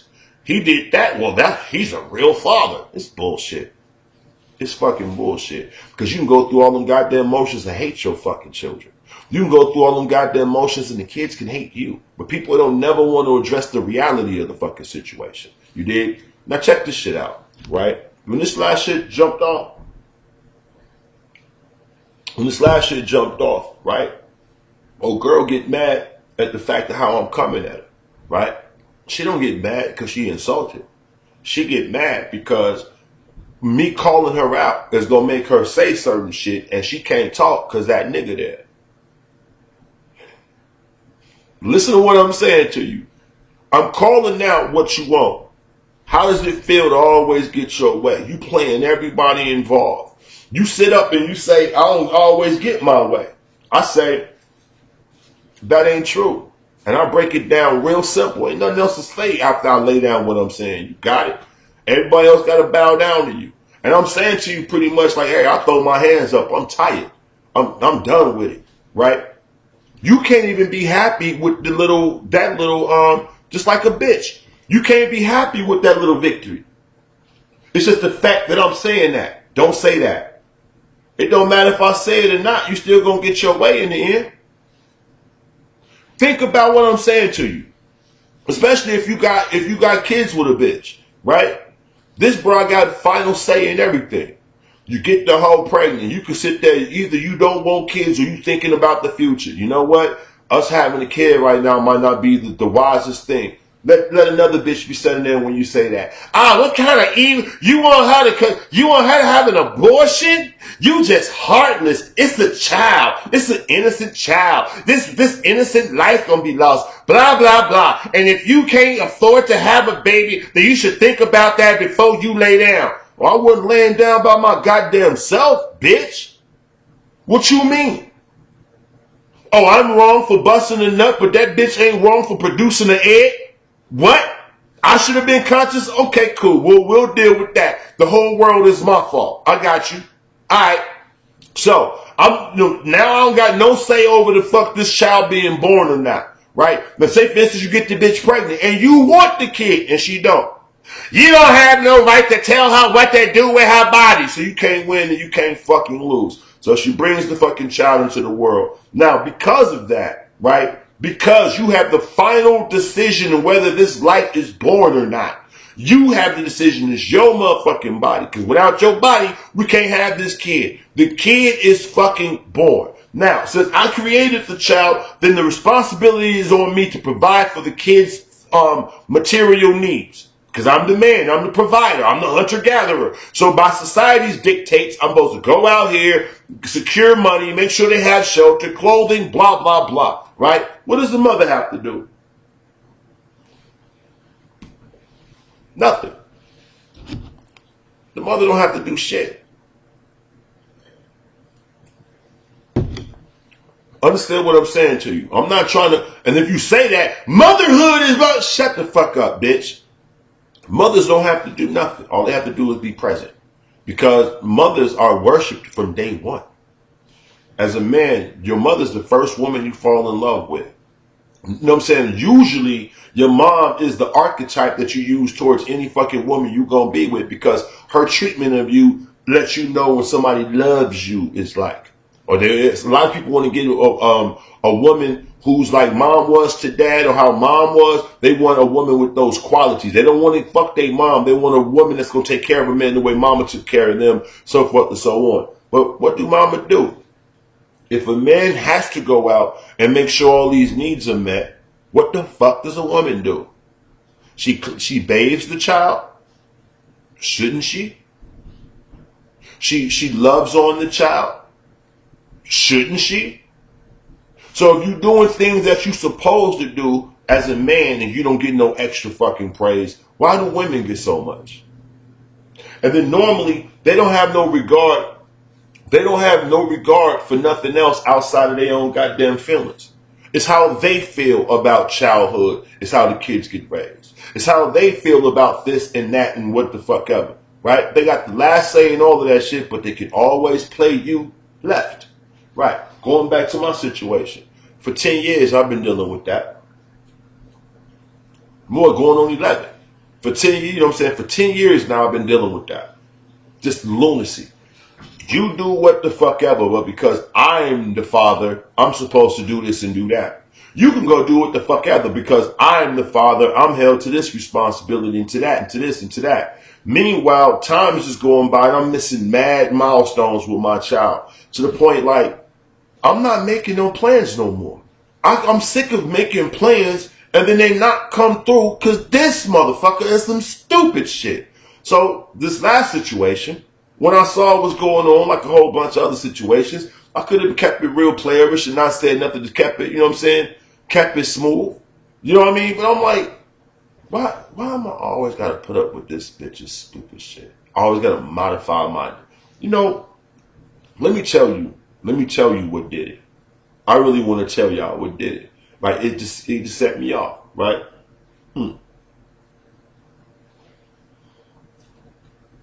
My baby mom's, right, got somebody she's dealing with, right? On the flip side of that, I don't know whether she's holding feelings for me or trying to manipulate me with saying she got feelings for me or what the fuck ever.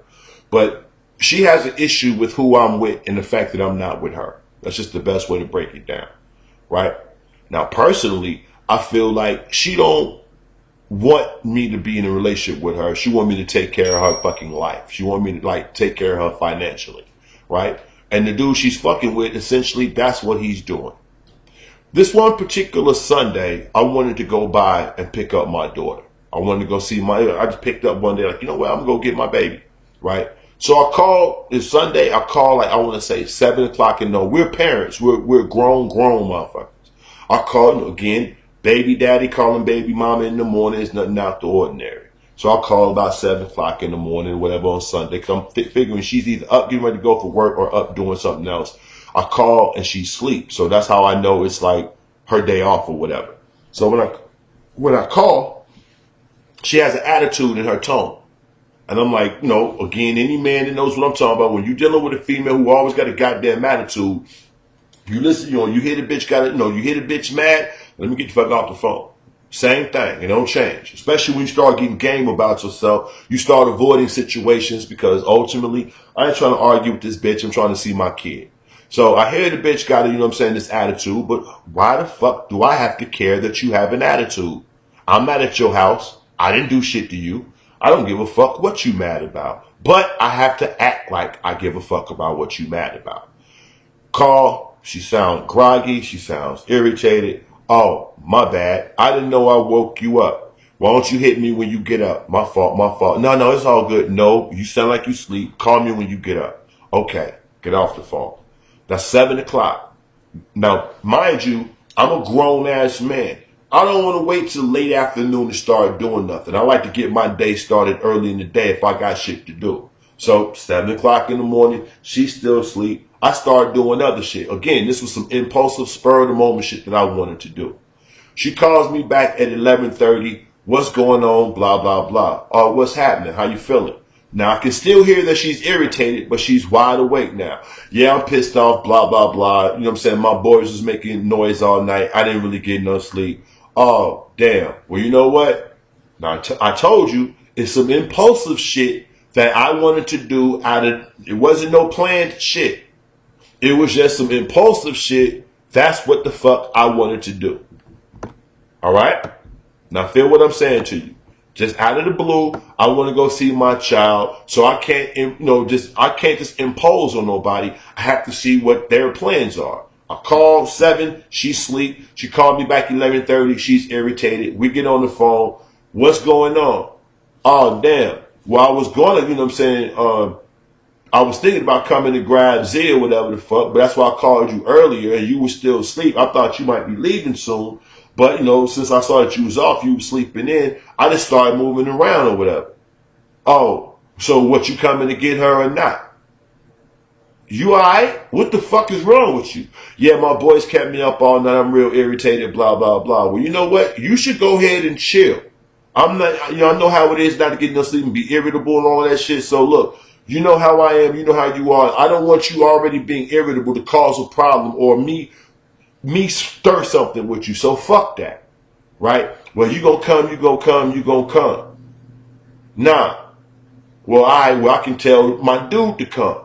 Like what? What the fuck does your dude coming and me coming to get my daughter have to do with each other? But I'm not saying nothing. Right? But she's real apprehensive, acting real irritated. Now that's 11 o'clock.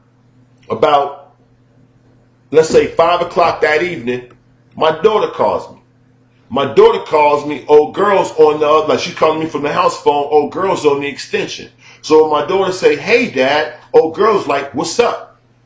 Hey baby, hello, what's going on?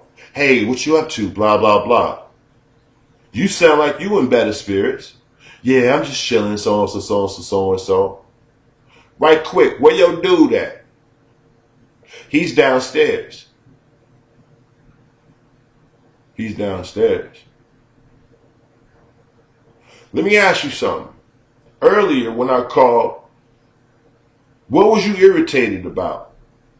Because he was calling me, asking me to come out here, and I didn't know what you was going to do.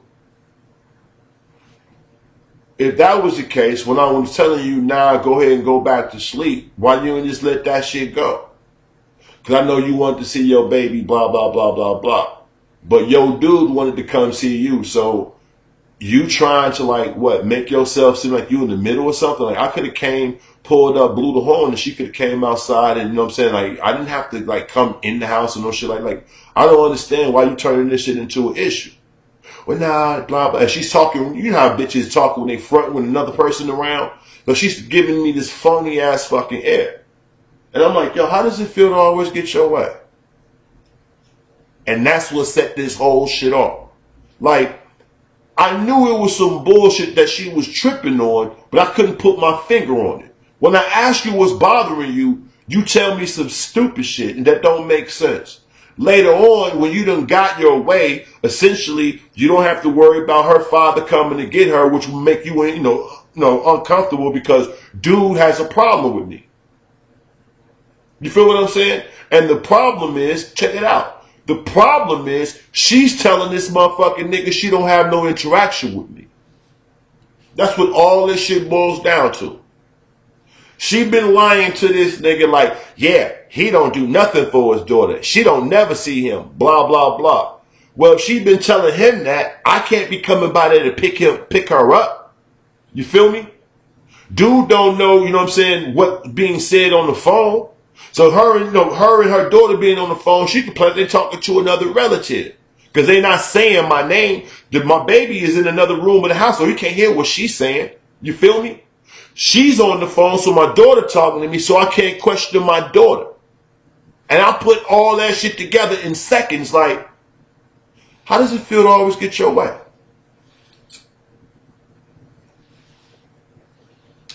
And she knew exactly what I meant when I said it. You sitting here trying to manipulate everybody in the situation when it's not even necessary. So when I called her out on it, now she can't respond because dude's there. And it makes her mad. And that's when she started flipping. Check this out. The very next day, I call for my daughter. My daughter don't answer the phone. 3 days go by. I call her for my daughter. My daughter not answering her phone. Call her mom's. Yo, why ain't my baby calling me? Because she don't want to talk to you. I'll put her on the phone. Tell your dad you don't want to talk to him. Hold up, what? What you mean tell your dad you don't want to talk to him? Just tell him it's for right now. Well, hold up. Little girl, don't even fix your face to say that shit to me. You are getting in some shit that's going on between me and your mom? She says, you yelled at my mom. Take care, sweetie.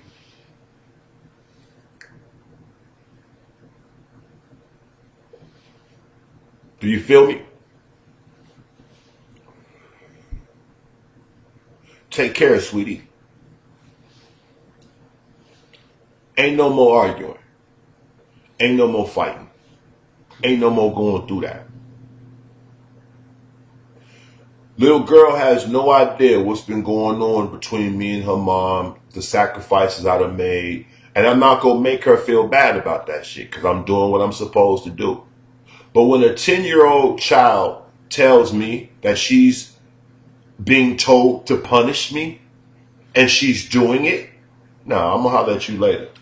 You take care. See, it ain't about ego. It ain't about I'm the better parent. It ain't about none of that dumb shit. It's about, oh, that's what you think this is. No, you got me fucking mistaken. No. I've been doing what I had to do this entire time. See, what people don't understand now, this is how you get raw dog on motherfuckers. I was an abandoned child. See, people real quick just holler that shit when they trolling. Like Beasley, your mama didn't love you, and all that old dumb shit. But think about it. She didn't. You think you can hurt my feelings with, your mom didn't love you? Get the fuck out my face. Because ain't nowhere written where your mom's supposed to love you. It's just better when they do. It's practical. It's beneficial. But it's not any goddamn rule book anywhere that says anybody have to give a fuck about you. I learned that the hard way. Nobody gives a fuck about me. So the person I break my neck for, the person I go through, remember, I got 4 kids. The child that I was there from the motherfucking beginning for. I didn't find out about her when she was up in age. I didn't find out about it because her mom was out of town or some old bullshit like that, or I was in the military. This is the child that I was there the day she came to earth. I've been there since day one, sleeping in cars, going through hell for this fucking child with this stupid bitch who's sending me through shit just to do it. Just to do it. Putting up with every fucking thing. Then, when she already getting her way, when she's already in control, I have to operate in her motherfucking rules. I have to bow my head just to be in this kid's life because that's what I'm supposed to do. And you still playing when it ain't no need for it. Dude know you got a kid with other motherfuckers. He know that that person has to do something for the kid. But you can let this nigga get in the way of this father being in his child's life with clear conscience? Okay. After complaining about how your first baby daddy didn't do shit for his kids? Okay. Okay. Well, hold up. Let me make it sweet for you. What my daughter did wasn't something that was like out and out wrong. What my daughter did is what kids do all the time. Kids always play one parent against the other for the benefit of the moment. Like, for instance, if kissing up to her mom at that moment is going to guarantee her, say, for instance, she wanted her mom to buy her something. She don't realize that taking her mom's side of that argument is going to make me feel something. She's only on what she's on, despite the fact of me teaching her not to be on that. Remember, her mom is the most dominant presence. Her mom, her grandmom, and all of them. So she's going to go along with the popular, you know what I'm saying? She's going to go along with the popular consensus. The popular consensus is act like this towards dad when mom is mad. That's all that was. You feel what I'm saying? That's all that was. It was fronting for mommy. But it was under me and dad cool. Me and dad have a relationship. Dad gonna understand while I'm doing this. But at that moment, normally dad does understand what's going on and dad goes with the rhythm. This time dad was like, you know what? Fuck this shit. So when she played her hand, my daughter played her hand, she had no idea that I was at the end of the road with that shit. She's only going in the moment. That's why I can't punish her. She's a kid. She's 10 years old. She don't know no fucking better. That's what kids fucking do. But for her mom to put her into an argument that we having, you know better. You made my child make a decision. When my child back against the motherfucking wall going in the motherfucking moment, hold on, you keep going with that moment. Like she's probably making herself comfortable in her environment. See? That's what fucking kids do. Because if she would have took my side, what would her mom treated her like? So it's understandable. It ain't no shit that you fucking like, but it's understandable. But when the shit happened, my first thing is, I'm gonna talk to you later, baby. I'm not even about to go back and forth with you. That's gonna play itself out.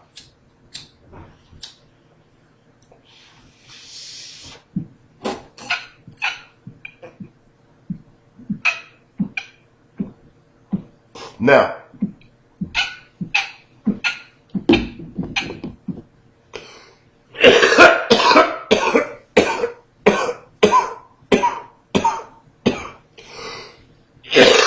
excuse me, y'all. Now, I want to use that to segue into what I'm talking about. Now, this ain't no case of me wanting the pussy and can't get the pussy. This ain't the case of, you know what I'm saying, some more fly dude coming taking my bitch and no shit like that. Nah. This is a case of me and this broad don't click. And I'm not kissing her ass. I'm being punished because I don't bow down to a bitch. That's why I'm being punished. When people sit around and they talk about that alpha male shit, being a dominant man and all that other shit, I know that they have no idea what the fuck they talking about. They have no fucking idea. Now, I'll go back into what I said. I was a fucking abandoned child. You think I give a fuck about a kid talking stupid to me? How I feel about my daughter's how I feel about my motherfucking daughter. And I think people get that shit confused. That's how the whole world acts. Like you owe them to show them how much you care about your children. What the fuck do I need to put a show and dance on for you to convince you that I love my motherfucking kids? Because after the show and goddamn dance, you're not going to be around to see the internal shit. Ain't like I'm getting no motherfucking awards. And after I get your little bit of praise or your acknowledgement or you giving me the nod or the thumbs up or whatever, what does that translate to? I don't need fake appreciation. So now I'm talking to my nigga Jay, and he was telling me earlier the shit that he was going through dealing with phony motherfuckers. I promised him, that's why he called me. I promised him I'm going to keep it 1000% real online and drop something. There you go. You don't got shit to be ashamed of or be mad at, bro. So when I tell these niggas, yo, niggas is dealing with real life. They get online as an escape from real fucking life. That's real shit. So going back and tying all this shit into a nice little bow, going back to the Joy Kane shit. What the fuck, you know what I'm saying? Again, I don't got no shade towards baby girl. I got nothing but love for Joy. But on some reals, and even though she used to troll me back in the day, I never threw that up. See, her account is blocked because she used to troll me a minute ago. She thought I forgot about that shit. But it ain't no big thing. Any motherfucking way. I'm talking about a few years ago. But in any motherfucking way, we're going to keep it fucking shaking. That's why I never really extended myself to her. Because I know who she is. But I don't got nothing against baby girl. But check it out, though. Yeah, she went in on dude. I guess because she said it like a chick. You know what I mean? She said it real venomous and facetiously. I guess they had more punch. What she done said different than me, Tommy, Kevin, Jimmy, any one of these chicks, Mike Mills, Chris, what if she said any different than any one of us? It's because the chick said it, so it makes it more fucking venomous.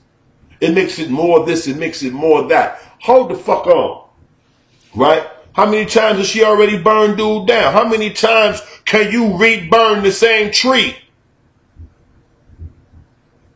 You know what I mean? How many times can you re-burn the same piece of wood?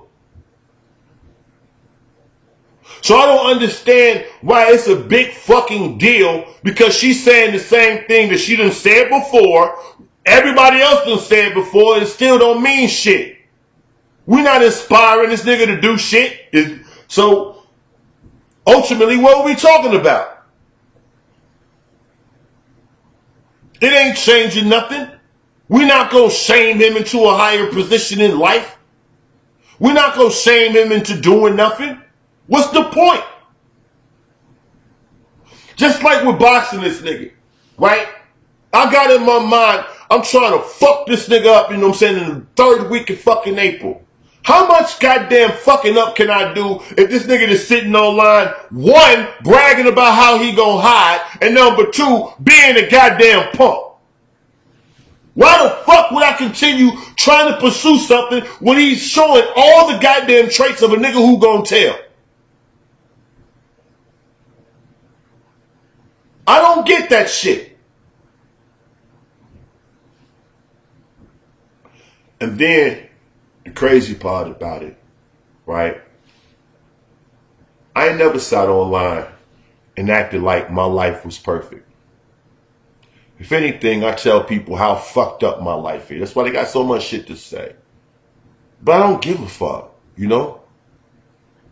I don't gain nothing out of telling y'all about this heartbreaking bullshit that I go through because it really don't leave me heartbroken. When it first happens, when I tell you my situation with my kid, when it first happened, the first day or so, I'm mad. But I smoke so much goddamn weed and I'm so goddamn scatterbrained, I don't dwell on it. I'll come back to it on a whole nother level. I'll think about something else that'll make me mad and it'll make me go back to it. But I don't really dwell on shit. And I can say fuck something real easy. When I first started this little rant, before I went into that little shit, because I want to make sure I give enough information, enough little points so I can wrap it up real nice and tidy, right? I look at my life, right? Me and B up in this big ass fucking house, right? I'm going to tell you what's fucked up.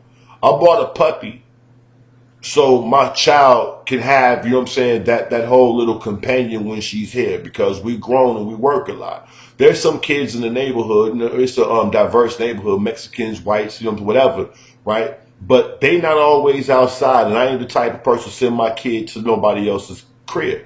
And then the friends that she has made out here, she's only been out, well, she's been out here enough time for them to, like, you know what I'm saying, play a few times. But it's not like how it would be in her neighborhood or her schoolmates and all that other stuff. So I tried to make different little shit.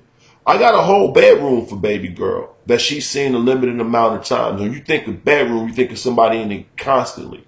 I walk past that bedroom every day. When we do laundry, we take the shit out the dryer, we put it in that bedroom on the bed and fold it up in there. You know, it's right next to the damn where the washer and dryer is or whatever. You know, like every time I'm in there folding up clothes, I'm looking around the room, I'm thinking about my child. People don't know like what it's like to be constantly tortured with your fucking life. Real shit. To be constantly tortured with your fucking life. When I walk through this motherfucker, right? I see more and more shit that I want to fucking do, which entails more and more money, which entails me hustling and finding different ways to have money coming in from different angles because you can't hustle 24 hours a day. So you need to be generating money on different angles because every little bit counts, right? And then I'll look at it like there's certain things that I could take advantage of, but I'm like, I can't because of what they represent. And like, yo, this is right here in my face. You think I'm not tempted to sit up and beg for contributions like everybody else just for some extra spending money? You think it's real easy to like talk shit about every fucking body else and not to exploit it when you know you got a bigger fucking audience and could? Like, I'm just being 100. You think I'm not tempted to do the shit from time to time? Fuck these little bullshit little missions I want to go on. I'm like, on some real shit. Now, most of the time it's like, help me get back what I done already put into it. Is that too much to ask for? But nah, fuck that. So I'm not pushing nobody else's music other than I'll play your shit. But I'm not extending myself towards people like that no more. For what? So yeah, I think about the contribution shit, but I'll never ride it. Then since I've talked shit about the people that do it, I feel even fucking more compelled to not ask for the shit. But going back to when I walk through this motherfucker and I think about what I need on the fucking daily and how to get it, and I'm sitting up stressing over that shit. Constantly making sure I'm getting this little couple of dollars, this couple of dollars, this couple of dollars. I've been trying to cover and balance and go through all these different changes, like all kinds of shit to make sure everything is fucking covered. And I watch a motherfucker who ain't doing shit. It makes me mad than a motherfucker. Just like everybody else. It made me mad than a motherfucker. When I sit up and I listen to a motherfucker who couldn't even maintain a relationship while he with a motherfucker every goddamn day. You with this bitch day in, day out and can't keep this hoe happy. As evidenced by the fact that you're not with this bitch no more. And you want to insist to another motherfucker that you could have gave him the fail-proof way to make sure his bitch was happy. Okay. That's the shit I'm talking about. That's the shit that I'm talking about. What makes you qualified to tell any... No, I could tell you the perfect way to bullshit your bitch and keep her around. You stupid because you didn't bullshit your bitch the way I told you to. Nigga, you couldn't bullshit your bitch no more. That shit ran its course. But that's what everybody's supposed to buy into. Something else I never said before. One thing that I don't respect, right? I don't respect the nigga who don't know his position. I can't. I cannot. Am I going in now? Can y'all determine when somebody really going in? Can y'all tell when somebody really keeping it all the way straight, all the way funky, all the way a buck? Check this out, right? Because I don't know how to deal with females' irrationality, right? I don't know how to deal with that. What I mean by that is when a female start getting all these, like I'm talking to a woman and she, I don't know how to deal with that. I don't know whether I'm supposed to hug the bitch, slap the bitch, ignore the bitch. I don't know what the fuck to do. So I tell the bitch to shut up. Stop crying. I don't know what to do with that. And I think that if you stop doing that, it saves us a whole lot of problems. Because you don't got to worry about me not doing the appropriate response. And I ain't got to worry about sitting here brainstorming, trying to figure out what fucking button I'm supposed to press for your goofy ass. Let's just take that shit the fuck off the table. It might be a little callous. It might be a little selfish. But I'm being fucking straight up. I don't know how to deal with that shit. Number one. Number two. I'm so fucked up and I'm so goddamn self-centered. When you start crying, the first question I ask is, why am I supposed to care? I'm sorry. If you start crying and I don't automatically know why you're crying, I think that that's not a mystery. I need to figure the fuck out because the human minds are so complex. There's so many different levels to emotions. I don't really have the time to go through all the different levels of bullshit that you're going through in this moment to understand why it's producing this reaction. That's just me, though. Be it cold, be it callous, be it heartless, be it whatever the fuck you want to call it. That's what it is. Now, how that translates to relationships, right? I'm a considerate dude. I like spending time with my chick. You know what I mean? Making my chick happy, making my chick smile, laugh, all that old bullshit, right? Because that's what I like to do. I don't like meeting motherfucking bitches who expect that shit. When chicks come along and expect something from me because she's a chick, that shit makes me mad than a motherfucker and it results in me treating her like shit. The only difference is between me and a whole lot of other dudes is I've been able to identify it and I keep it out of my life. right? I'm not a dude that settles. What I mean by settles is I don't fuck with somebody because of superficial looks or because of the way they built or because of the reputation it affords me. None of that. I fuck with people for what I fuck with them for. That's just what it is, right? And if you can't understand that, then obviously you got some shit going on with you. As far as I'm concerned, because I'm only dealing with what works for me. Like most people. The only difference is I know how to put that shit to terms. See, a lot of people out here in the world is mixed up on trying to be something for everybody else while trying to remain true to themselves. You can't play both sides. Is anybody following me right now? Are y'all following me? Does anybody feel me? Before I go any further, do y'all understand where I'm coming from at this stage in the game? Am I making sense to anybody?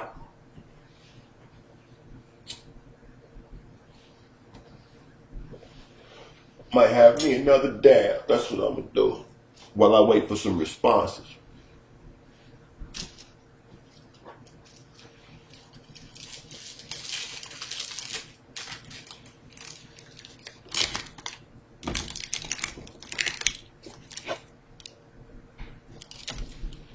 Okay.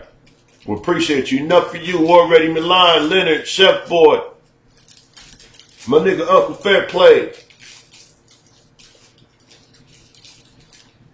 All right. I dig this. All right. B Magic. Now again, I'm not trying to come off hard. I'm not trying to come off tough. I need y'all to understand that. And I hope that this, you know what I'm saying, can convey, basically make you look at my time on YouTube, the things that I've said, the people that I beef with, the way that I've responded, reacted, and all of that. Maybe this now will explain a lot of things. And, you know what I'm saying, make you get a better grip on, I don't think of myself of being on no high level, super cold blooded shit. I'm just me. That's it. I lost a whole lot of those illusions a long time ago. I got over myself a long time ago. You know what I'm saying? I got humbled by the fucking world. When I was thinking I was every goddamn thing, I found out that shit didn't translate to nothing. I learned the harsh realities of what's going on. All right? Now, with that, right, I spent the lion's share of my time trying to fit in when I was younger. Because I didn't have a family. You know what I mean? The friends that I had, the friends that I grew up with, the niggas I was in a rap group with, I couldn't stand these niggas. I still can't stand these niggas. Real fucking talk. I'm talking about I was cool with motherfuckers for damn near 30 fucking years and I couldn't stand to be around these niggas for more than an hour at a time. I'm not even bullshitting. Sitting on the phone with motherfuckers for hours on end, talking about shit that I'm not motherfucking interested in, just in order to have somebody, because I didn't have no goddamn body. Can anybody relate to that? Being friends with motherfuckers who boring than a motherfucker. Being friends with motherfuckers who idea of funny shit ain't fucking funny. Being friends with motherfuckers who I would watch them, you know, what's funny, I've been sarcastic all my life. I've always had a cynical sense of humor, right? And most of the people that I was really, really cool with, we shared the same dry humor. Sarcastic humor, cynical shit, dark humor, whatever the fuck. We laughed at shit you weren't supposed to laugh at, saw humor in just wild shit. And I watched people who tried to embrace that cynical sensibility, right? And it wasn't cynical, it wasn't dark, it wasn't sarcastic, it was just mean. And they used to always try to come off as mean, as sarcastic or whatever, trying to be smart alecky, because to me, to be a smart aleck takes a certain sense of wit, a certain sense of timing, a certain sense of vocabulary, shit like that. And it just comes from a certain level. You dig? And I used to watch people try to like come on the level that me and the people that, you know, we interacted with, not in jokes and all of that. They would try to like do relative shit or try to fit in or try to assimilate or try to show that they was, you know, hip, savvy, sophisticated, up on what we was talking about and play themselves, right?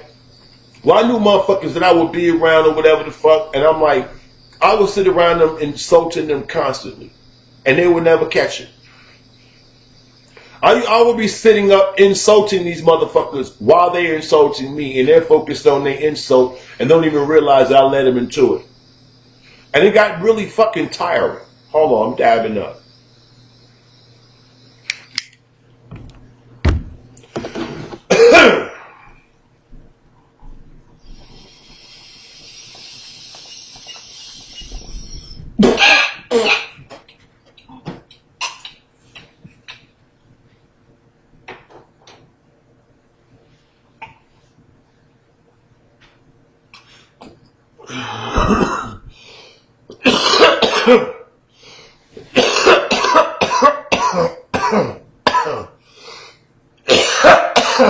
Googly goo.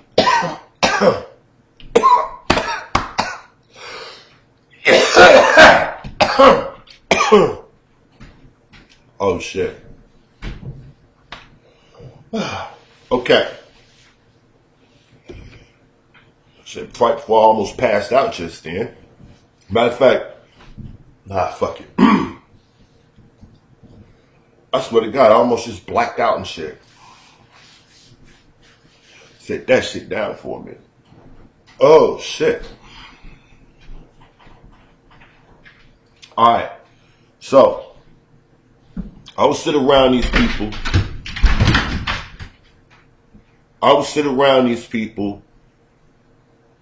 Because, like, I would be around a certain crowd, right? And I'm around this crowd of people, and it's always about some crime. You know what I mean? It's always about some bullshit. It's always, let's go do this dumb shit. Let's go do that dumb shit. What the fuck up?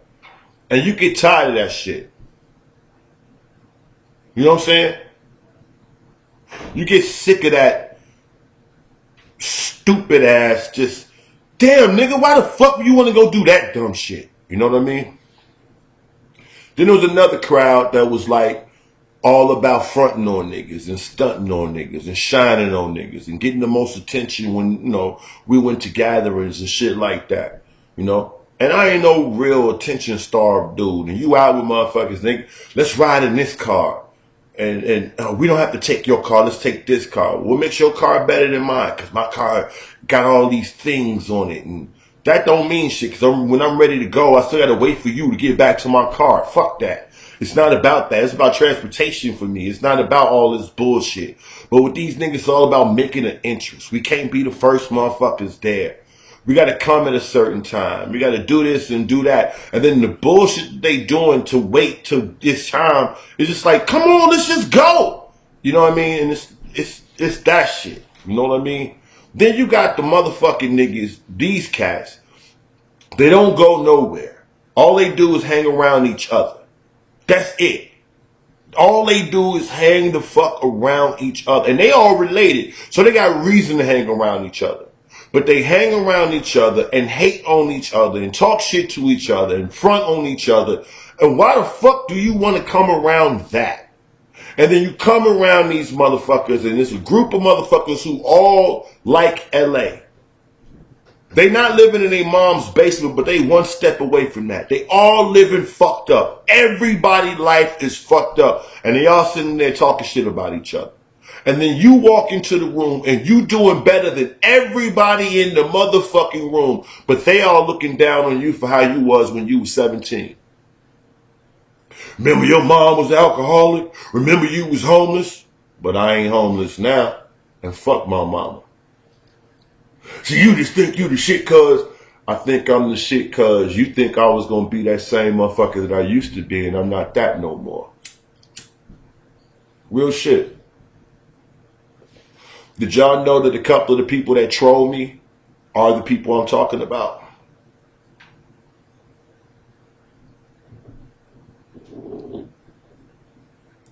Real conversation.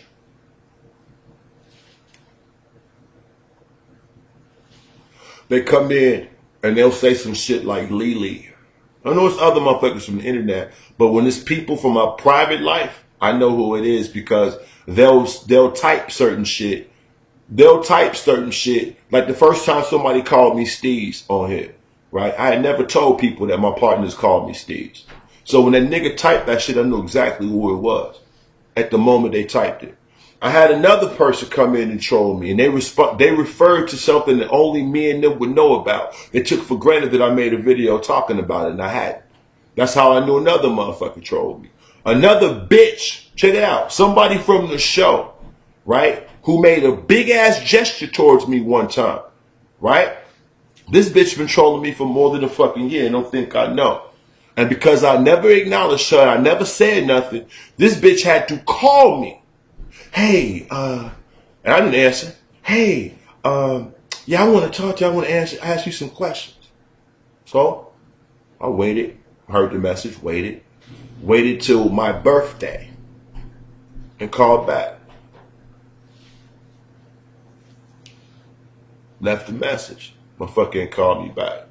You have people messing with me for my real life. No, actually, I have the people from my real life. Right, what they was doing, and it is fucked up. They was going to all my pages, looking at what I was doing, and then coming back like, you ain't shit because of that.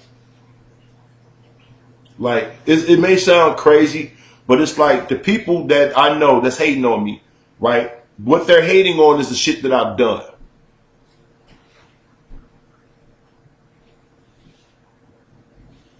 Like, real talk. Yeah, you only, I went to your Reverb Nation page. You only got 8,000 fans. Yeah, but you do music too. How many you got? Yeah, you number one in your area, but you number 500 in America. Yeah, you know how many artists is in America though? Shit like that. Yeah, these motherfuckers don't know that you used to be homeless and sleeping on the train. Yeah, they do, because I told them. So-and-so was a hoe. Yeah, I talked about that too. Shit like that. It's like that, how dare you try to be popular? That's really what it boils down to. How dare you try to be popular without us? That's a better way of saying it. Because remember, this is part of a crew that I used to be with. When I went out, I repped this crew. Now, this is the same crew that everybody we was with, everybody that came up, even when me and these niggas was cool, I used to ask them, why y'all hating on everybody? Why y'all making fun of what everybody do? Y'all ain't doing shit. Yo, check this out. I know a motherfucker. I got one for you. Y'all gonna love this. And I told the story. And he was the motherfucker who came with that Stylz shit. That's how I knew it was him. Right? This nigga, long story short, it was 3 dudes. Used to hang out all the time. One dude had a baby mama. The other 2 dudes was cousins. I'm gonna need to make up some names. You got Tony, Billy, and Larry. Okay, Tony, Billy, Larry. Tony got a baby mama. Tony and Billy are best friends. Larry is Billy's cousin. Larry and Billy stay together. Tony and Billy hang out all the time. Tony baby mom is always coming over to Billy's house looking for Tony, but Tony be dipping out to hustle. So we get to the point that Tony's baby mom ain't got nowhere to stay, so she just be staying at Billy's house waiting on Tony to come so they can go do their thing while he hustling all day. Because he stayed with his grandmama and she can't stay there, so he hustle up money so they can get hotel room because she's pregnant at the time. All right? While she's coming over to Billy's house, Larry and Tony's girlfriend, let's just call her Tanya, right? Larry and Tanya are arguing and fighting all the time. Right? So you think that Larry and Tanya hate each other. Low key, Larry and Tanya is fucking. Right? This is after Tony's baby is born. Then, when Tony's baby is born, Tanya all of a sudden stopped letting Tony see his baby.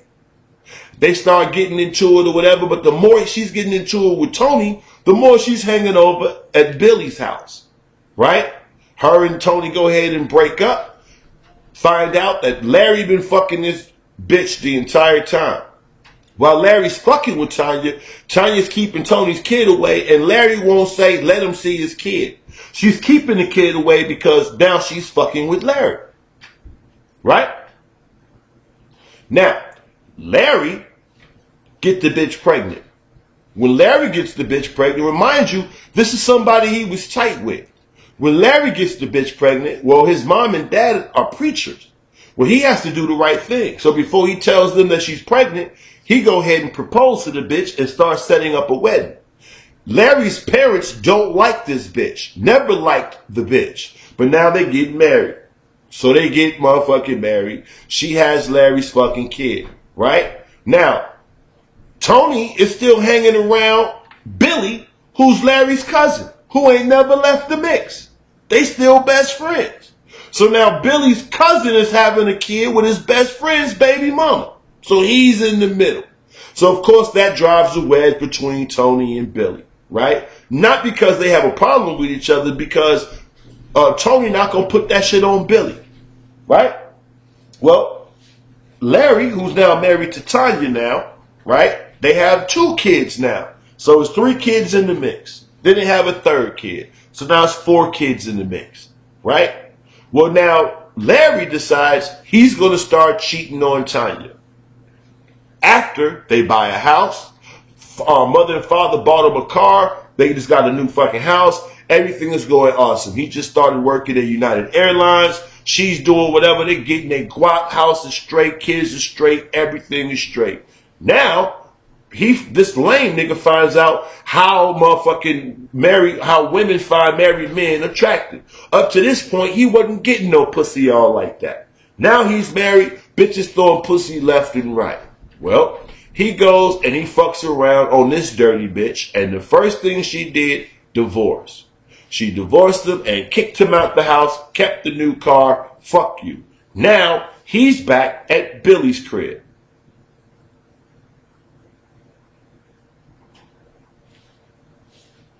Now, these people want to talk shit about other people.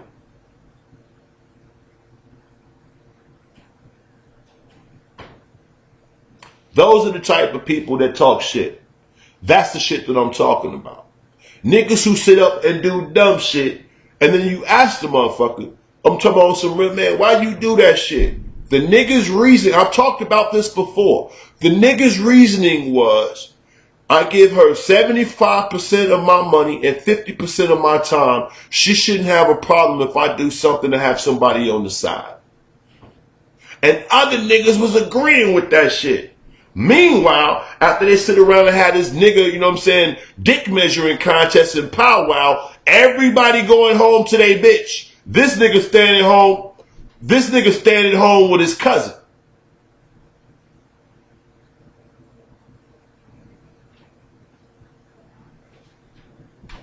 You feel what I'm saying? They sitting up telling you how fucked up you are, how stupid your bitch is, blah, blah, blah. Y'all sitting around, ha, ha, ha, ha, and everybody eyeing y'all later, and you leaving these 2 niggas at home by themselves while you going home to your bitch. And they think that you taking what they saying seriously. I know a nigga that's, I'm talking about, in his 30s. His motherfucking mama still drops his groceries off at his house once a week. I'm talking about grown ass mama's boys. Real fucking talk. I can't stand them niggas.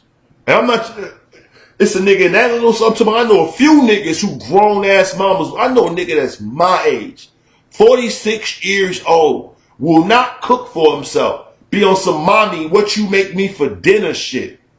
Nigga bought a house, gutted it, renovated that motherfucker from basement to ceiling.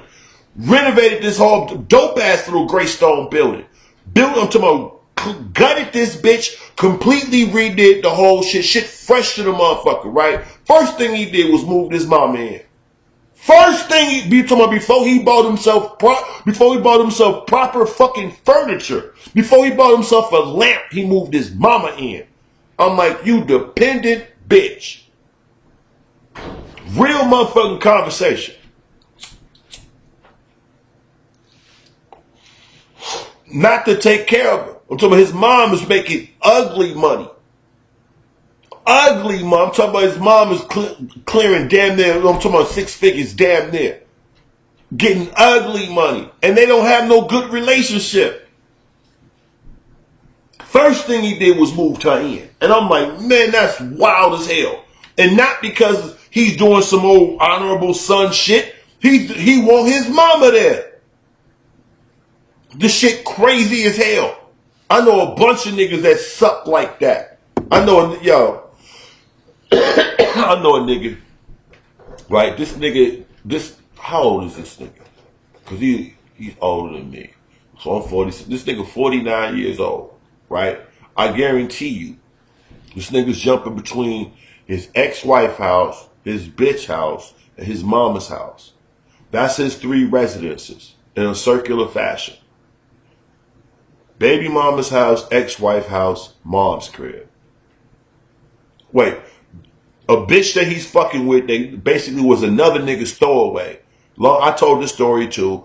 This nigga, basically, if you want to get rid of a bitch, all you gotta do is put in front of this nigga, he gonna run with the hoe. That's just the type of nigga. He ain't never pulled a bitch on his own. Every bitch that he fucked with came from a nigga that he know. No bullshit. Alright. Long story short, he's like basically the crowd vulture. Long story short. Alright. Now, this nigga 49 years old. At the time last time I saw him, I was like 42, he was 45. Dude told me, yeah, I'm over here in Hyde Park in my mom's crib, blah, blah, blah. We gonna hook up and go do this and do that. At the time, I was still hustling a little bit, you know what I mean? So I still had ugly connects and shit. So my man wanted to get some dope, real conversation. He wanted to get some dope. Because he's gonna fuck with this bitch who do dope, and he was gonna go do some dope with her and then dope dick her and all this other shit. I ain't never did heroin, so I don't know nothing about it, right? So dude was like, yeah, man, can you get me some dope, blah, blah, blah, blah, blah. I'm trying to spend $100.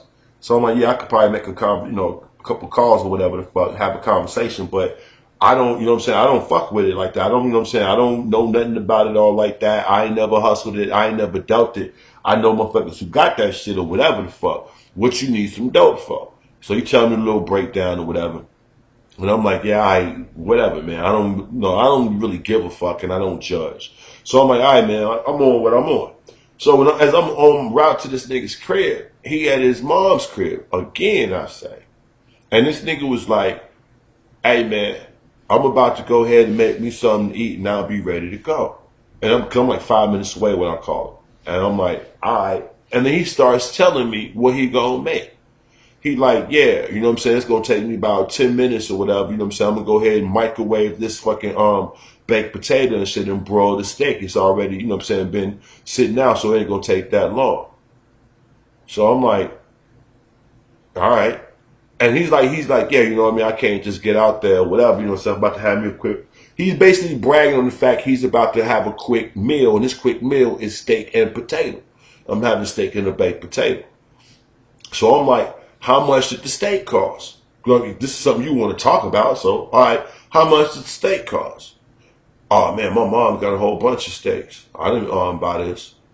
So I'm like, you bragging about some food you about to microwave at your mama's house? The fuck is you talking about?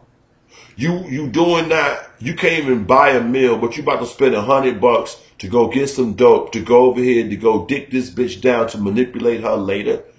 And you like, this is like regular shit to you.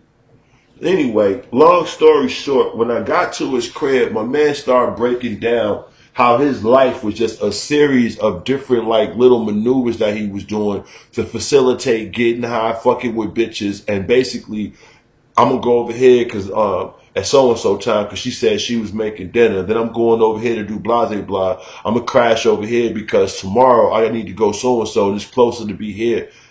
And I'm just like, how the fuck do you schedule your life to be fucking nothing? To do nothing.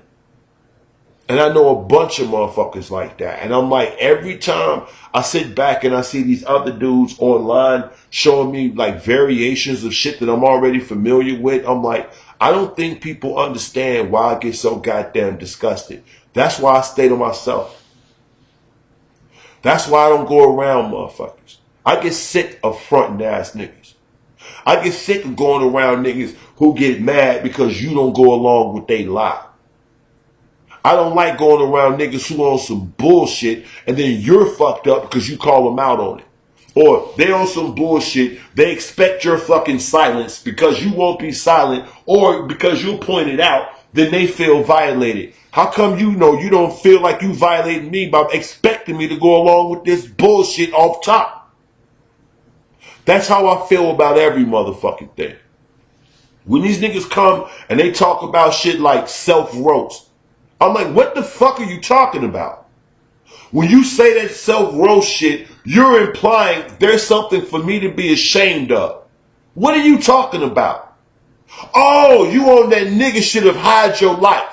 Fuck you. That's the problem with all you motherfuckers. And that's why I don't respect most of these dudes. Going back to what Joy Kane was talking about. Right? Yeah. I like Joy Kane. I think she's a cool ass motherfucking chick. But I'm saying, yeah, this girl went in on dude. She let him have it. She said a bunch of catty ass shit the way only a chick knows how.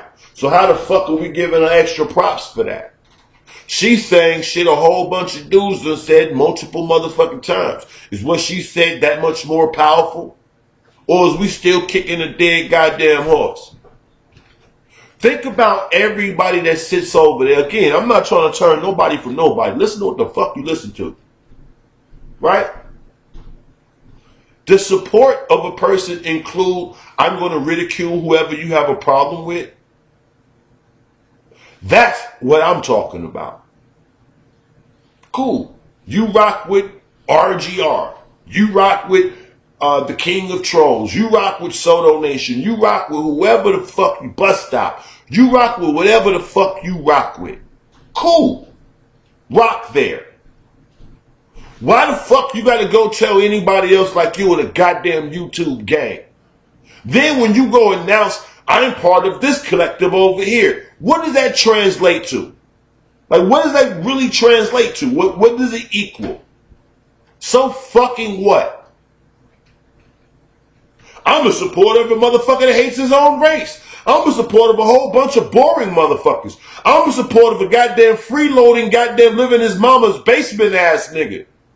We sit around and do juvenile shit and insult people. Yeah. And you're done. Hey, you're not putting on airs. You're not pretending like you're better than everybody.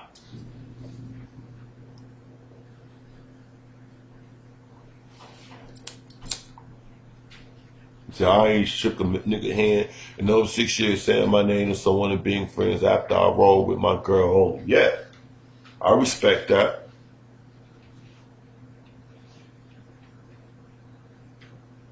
But that's how I feel about all of this shit. I hate niggas in real life. Niggas that think that we cool. I don't have a problem not to fucking be cool with them. It's just, man, I've known them for a long time. So you can call it associates, you can call it all of that shit, but it's very few people that I consider a true friend. Very few. I can count on one fucking hand. Other than that, man, I'm like, yo, I don't really give a fuck about the rest of this shit. So I don't understand when people be going extra hard for these other people that they don't fucking know. I don't understand that shit. The world don't work like that to me. And your little coalition of corny motherfuckers don't mean shit to me. Again, I'll check dude's show out, and it's kind of fucked up because they can let you can see the chat now. Before it was like you just had to listen to what these cornball motherfuckers you was saying, but now you can see what people saying in context and what they were saying. When I saw motherfuckers typing my government name talking about I'm done, I'm like, anytime I don't get on YouTube every day, I'm done. Like, y'all really don't understand how addictive this shit is and separating your shit from this. Again, me wanting to whoop LA's ass, me speaking about that shit at the time when I spoke about it, wasn't for a public display. It was me responding in real time on a public forum to something that was said publicly. But other than that, I'm like, yo, when you, after that, all you doing is a bunch of conversation and you trying to reason away this and that, but you're not dealing with the topic at hand, ain't nothing else to push. Ain't nothing to talk about. When everybody from trolls to females is like, yo, you're on some sucker shit. This is some coward shit. How much can I beat that in the ground? When I say, man, no matter what, I want to come, and then everybody else like, yo, this dude want to come at you, you put it out there, and all you can do is backtrack, and then still at the same speed, talk shit about everybody else, and people just go with that shit. Everybody else is lacking. Man, kiss my ass. Princess, I agree with you. I don't think I should fight either, because it's some setup for some snitch shit. He hasn't addressed this shit on a real level since day one.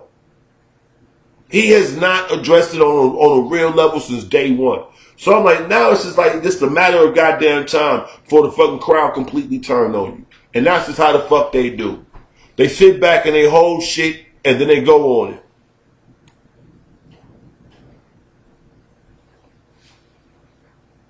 It's just insanity. So I'm like, yo, fuck the fact of what's going on with dude. Who cares? Fuck the fact of what he represents. Who cares? Fuck this hypocritical shit he say. Who cares? Fuck the damn self-righteous dumb shit he fucking propagates. Who cares? You know what I'm saying? It's just like, man, who the fuck cares, dude? Shut up. Shut up. You sit around, y'all watch dudes sit up, and I'm talking about ridicule Brian Vlogs for an extended period of time, right? This motherfucker said, this nigga tried to say curiosity. This motherfuckers is curious about so-and-so. I'm like, curious? What the fuck is wrong with you, you illiterate bitch? They want to know about so-and-so, so-and-so. Like, you know what? I can't even bullshit. No, you know, fuck it. Fuck it, man. I try my best not to go in. I try my best, but I'm human. Yeah, I'm spiteful too. Yo. Right. Hey. I need to say something from the bottom of my soul. Again, I don't got no hate towards Joy Kane. I don't have no hate towards nobody on this motherfucker like that. But I just need to be 100% real. I need to be 100% real. What up, Libra Legend? Yo. First off, just straight up and down.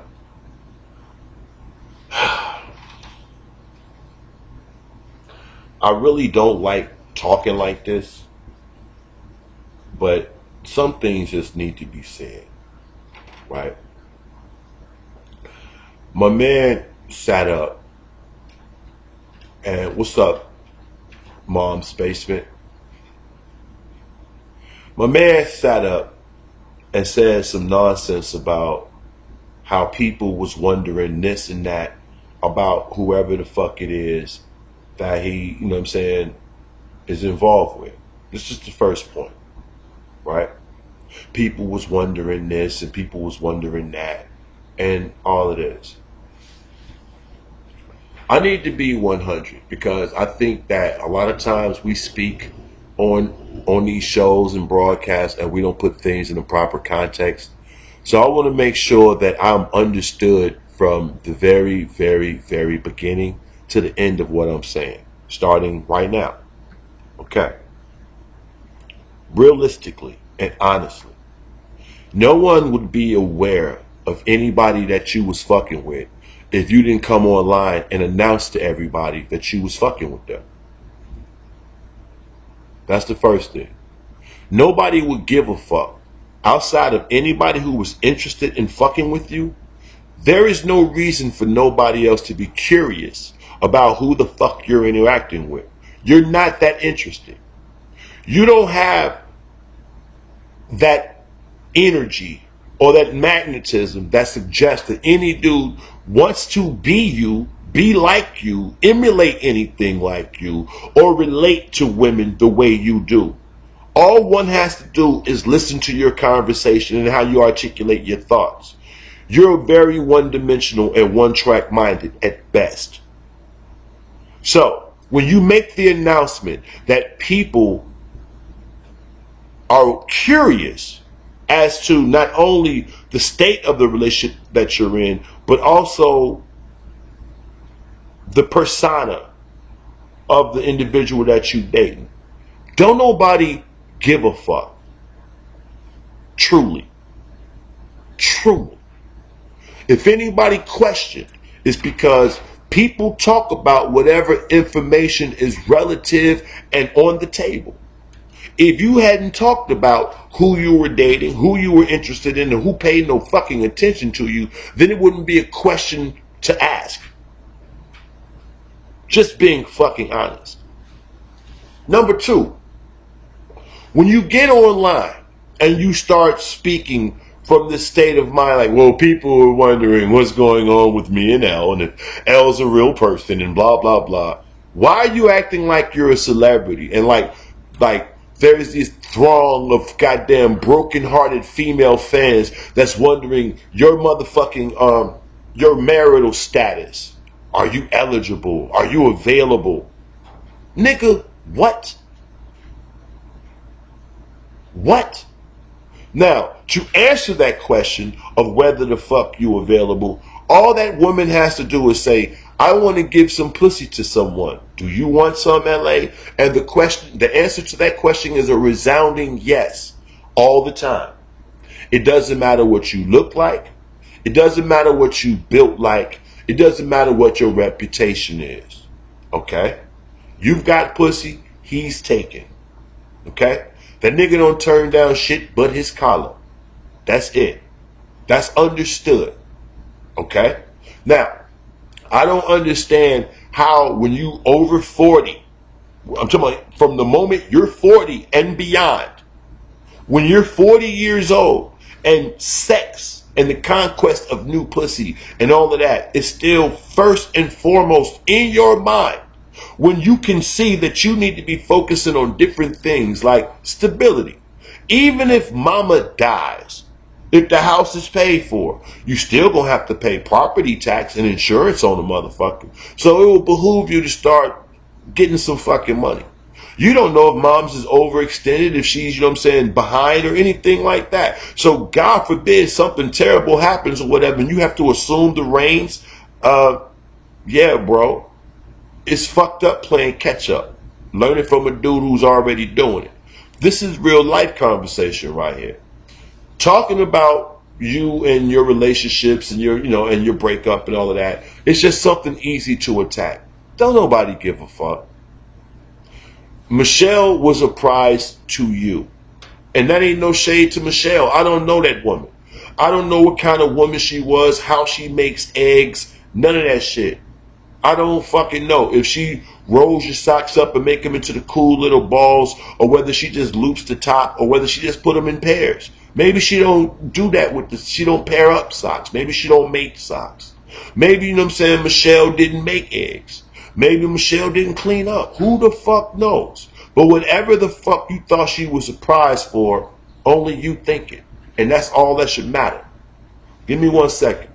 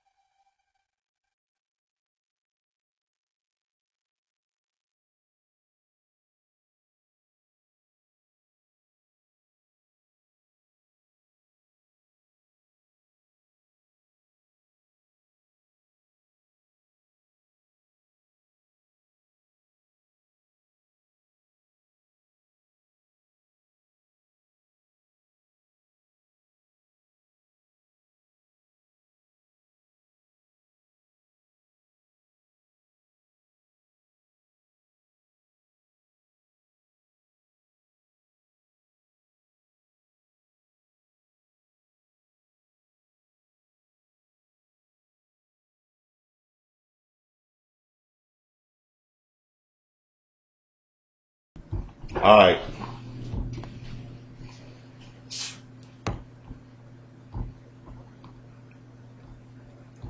Now, excuse me.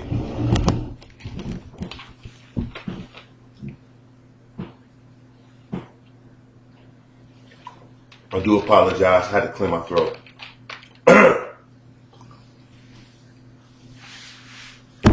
First off, I ain't trying to dog Michelle. Ain't no point in me trying to keep it real with this dude, because he don't understand what's real to me. What's real to me and what's real to him, obviously and apparently, are two different things. He don't have to agree with my worldview, and I don't have to agree with his.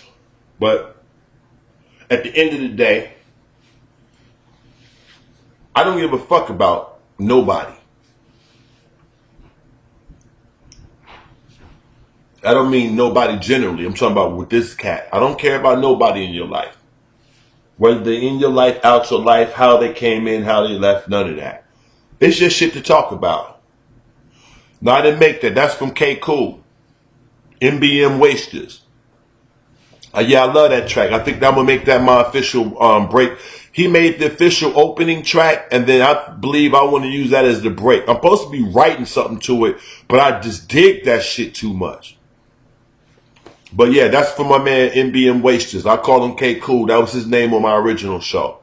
But again, I don't have nothing against old girl. I don't know old girl to dog her. I just know it's a sensitive spot. So every time I go for that, I'm just doing it to fuck with you. But truth be told, I don't give a fuck about Michelle. I don't give a fuck about your kids. I don't give a fuck about your life. Like, really talking about how bad you're doing, it's just something to do. I'm not even going bullshit. It's just something to talk about. The truth of the matter is, y'all really want to know how I feel. We'll keep it all the way real. I feel sorry for the little nigga. Real shit. I feel sorry for the dude. The reason why I feel sorry, and I almost want to like stop this show, is, you know what? That's what I'm about to do. I'm about to stop this fucking show at this point, because I think I made that a real good point about that. You know what I'm saying? I want to stop this show at this very second and start a new one. And I want to say why the fuck I feel sorry for this dude. So if you'll join me, because I don't got shit to do today. I thought I had to go to court, but the state continued and shit. The fucking dude called me yesterday and told me the state was continuing it. I believe it's for the 13th or some shit like that. They continued it too. So I was supposed to go to court today, so I don't have to go to court. So I had time put aside to go to court, and I don't have to go today. So essentially, I got a free fucking day. So now I'm about to talk shit. So please join me right now. I'm going to end this because this is going on 2 hours and 40 minutes. Who the fuck want to hear a 3-4 hour fucking show? So I'm going to break it up into segments. So I'm going to wrap this up now, and I'm going to start on why I fucking feel sorry for this lame ass nigga. Please join me.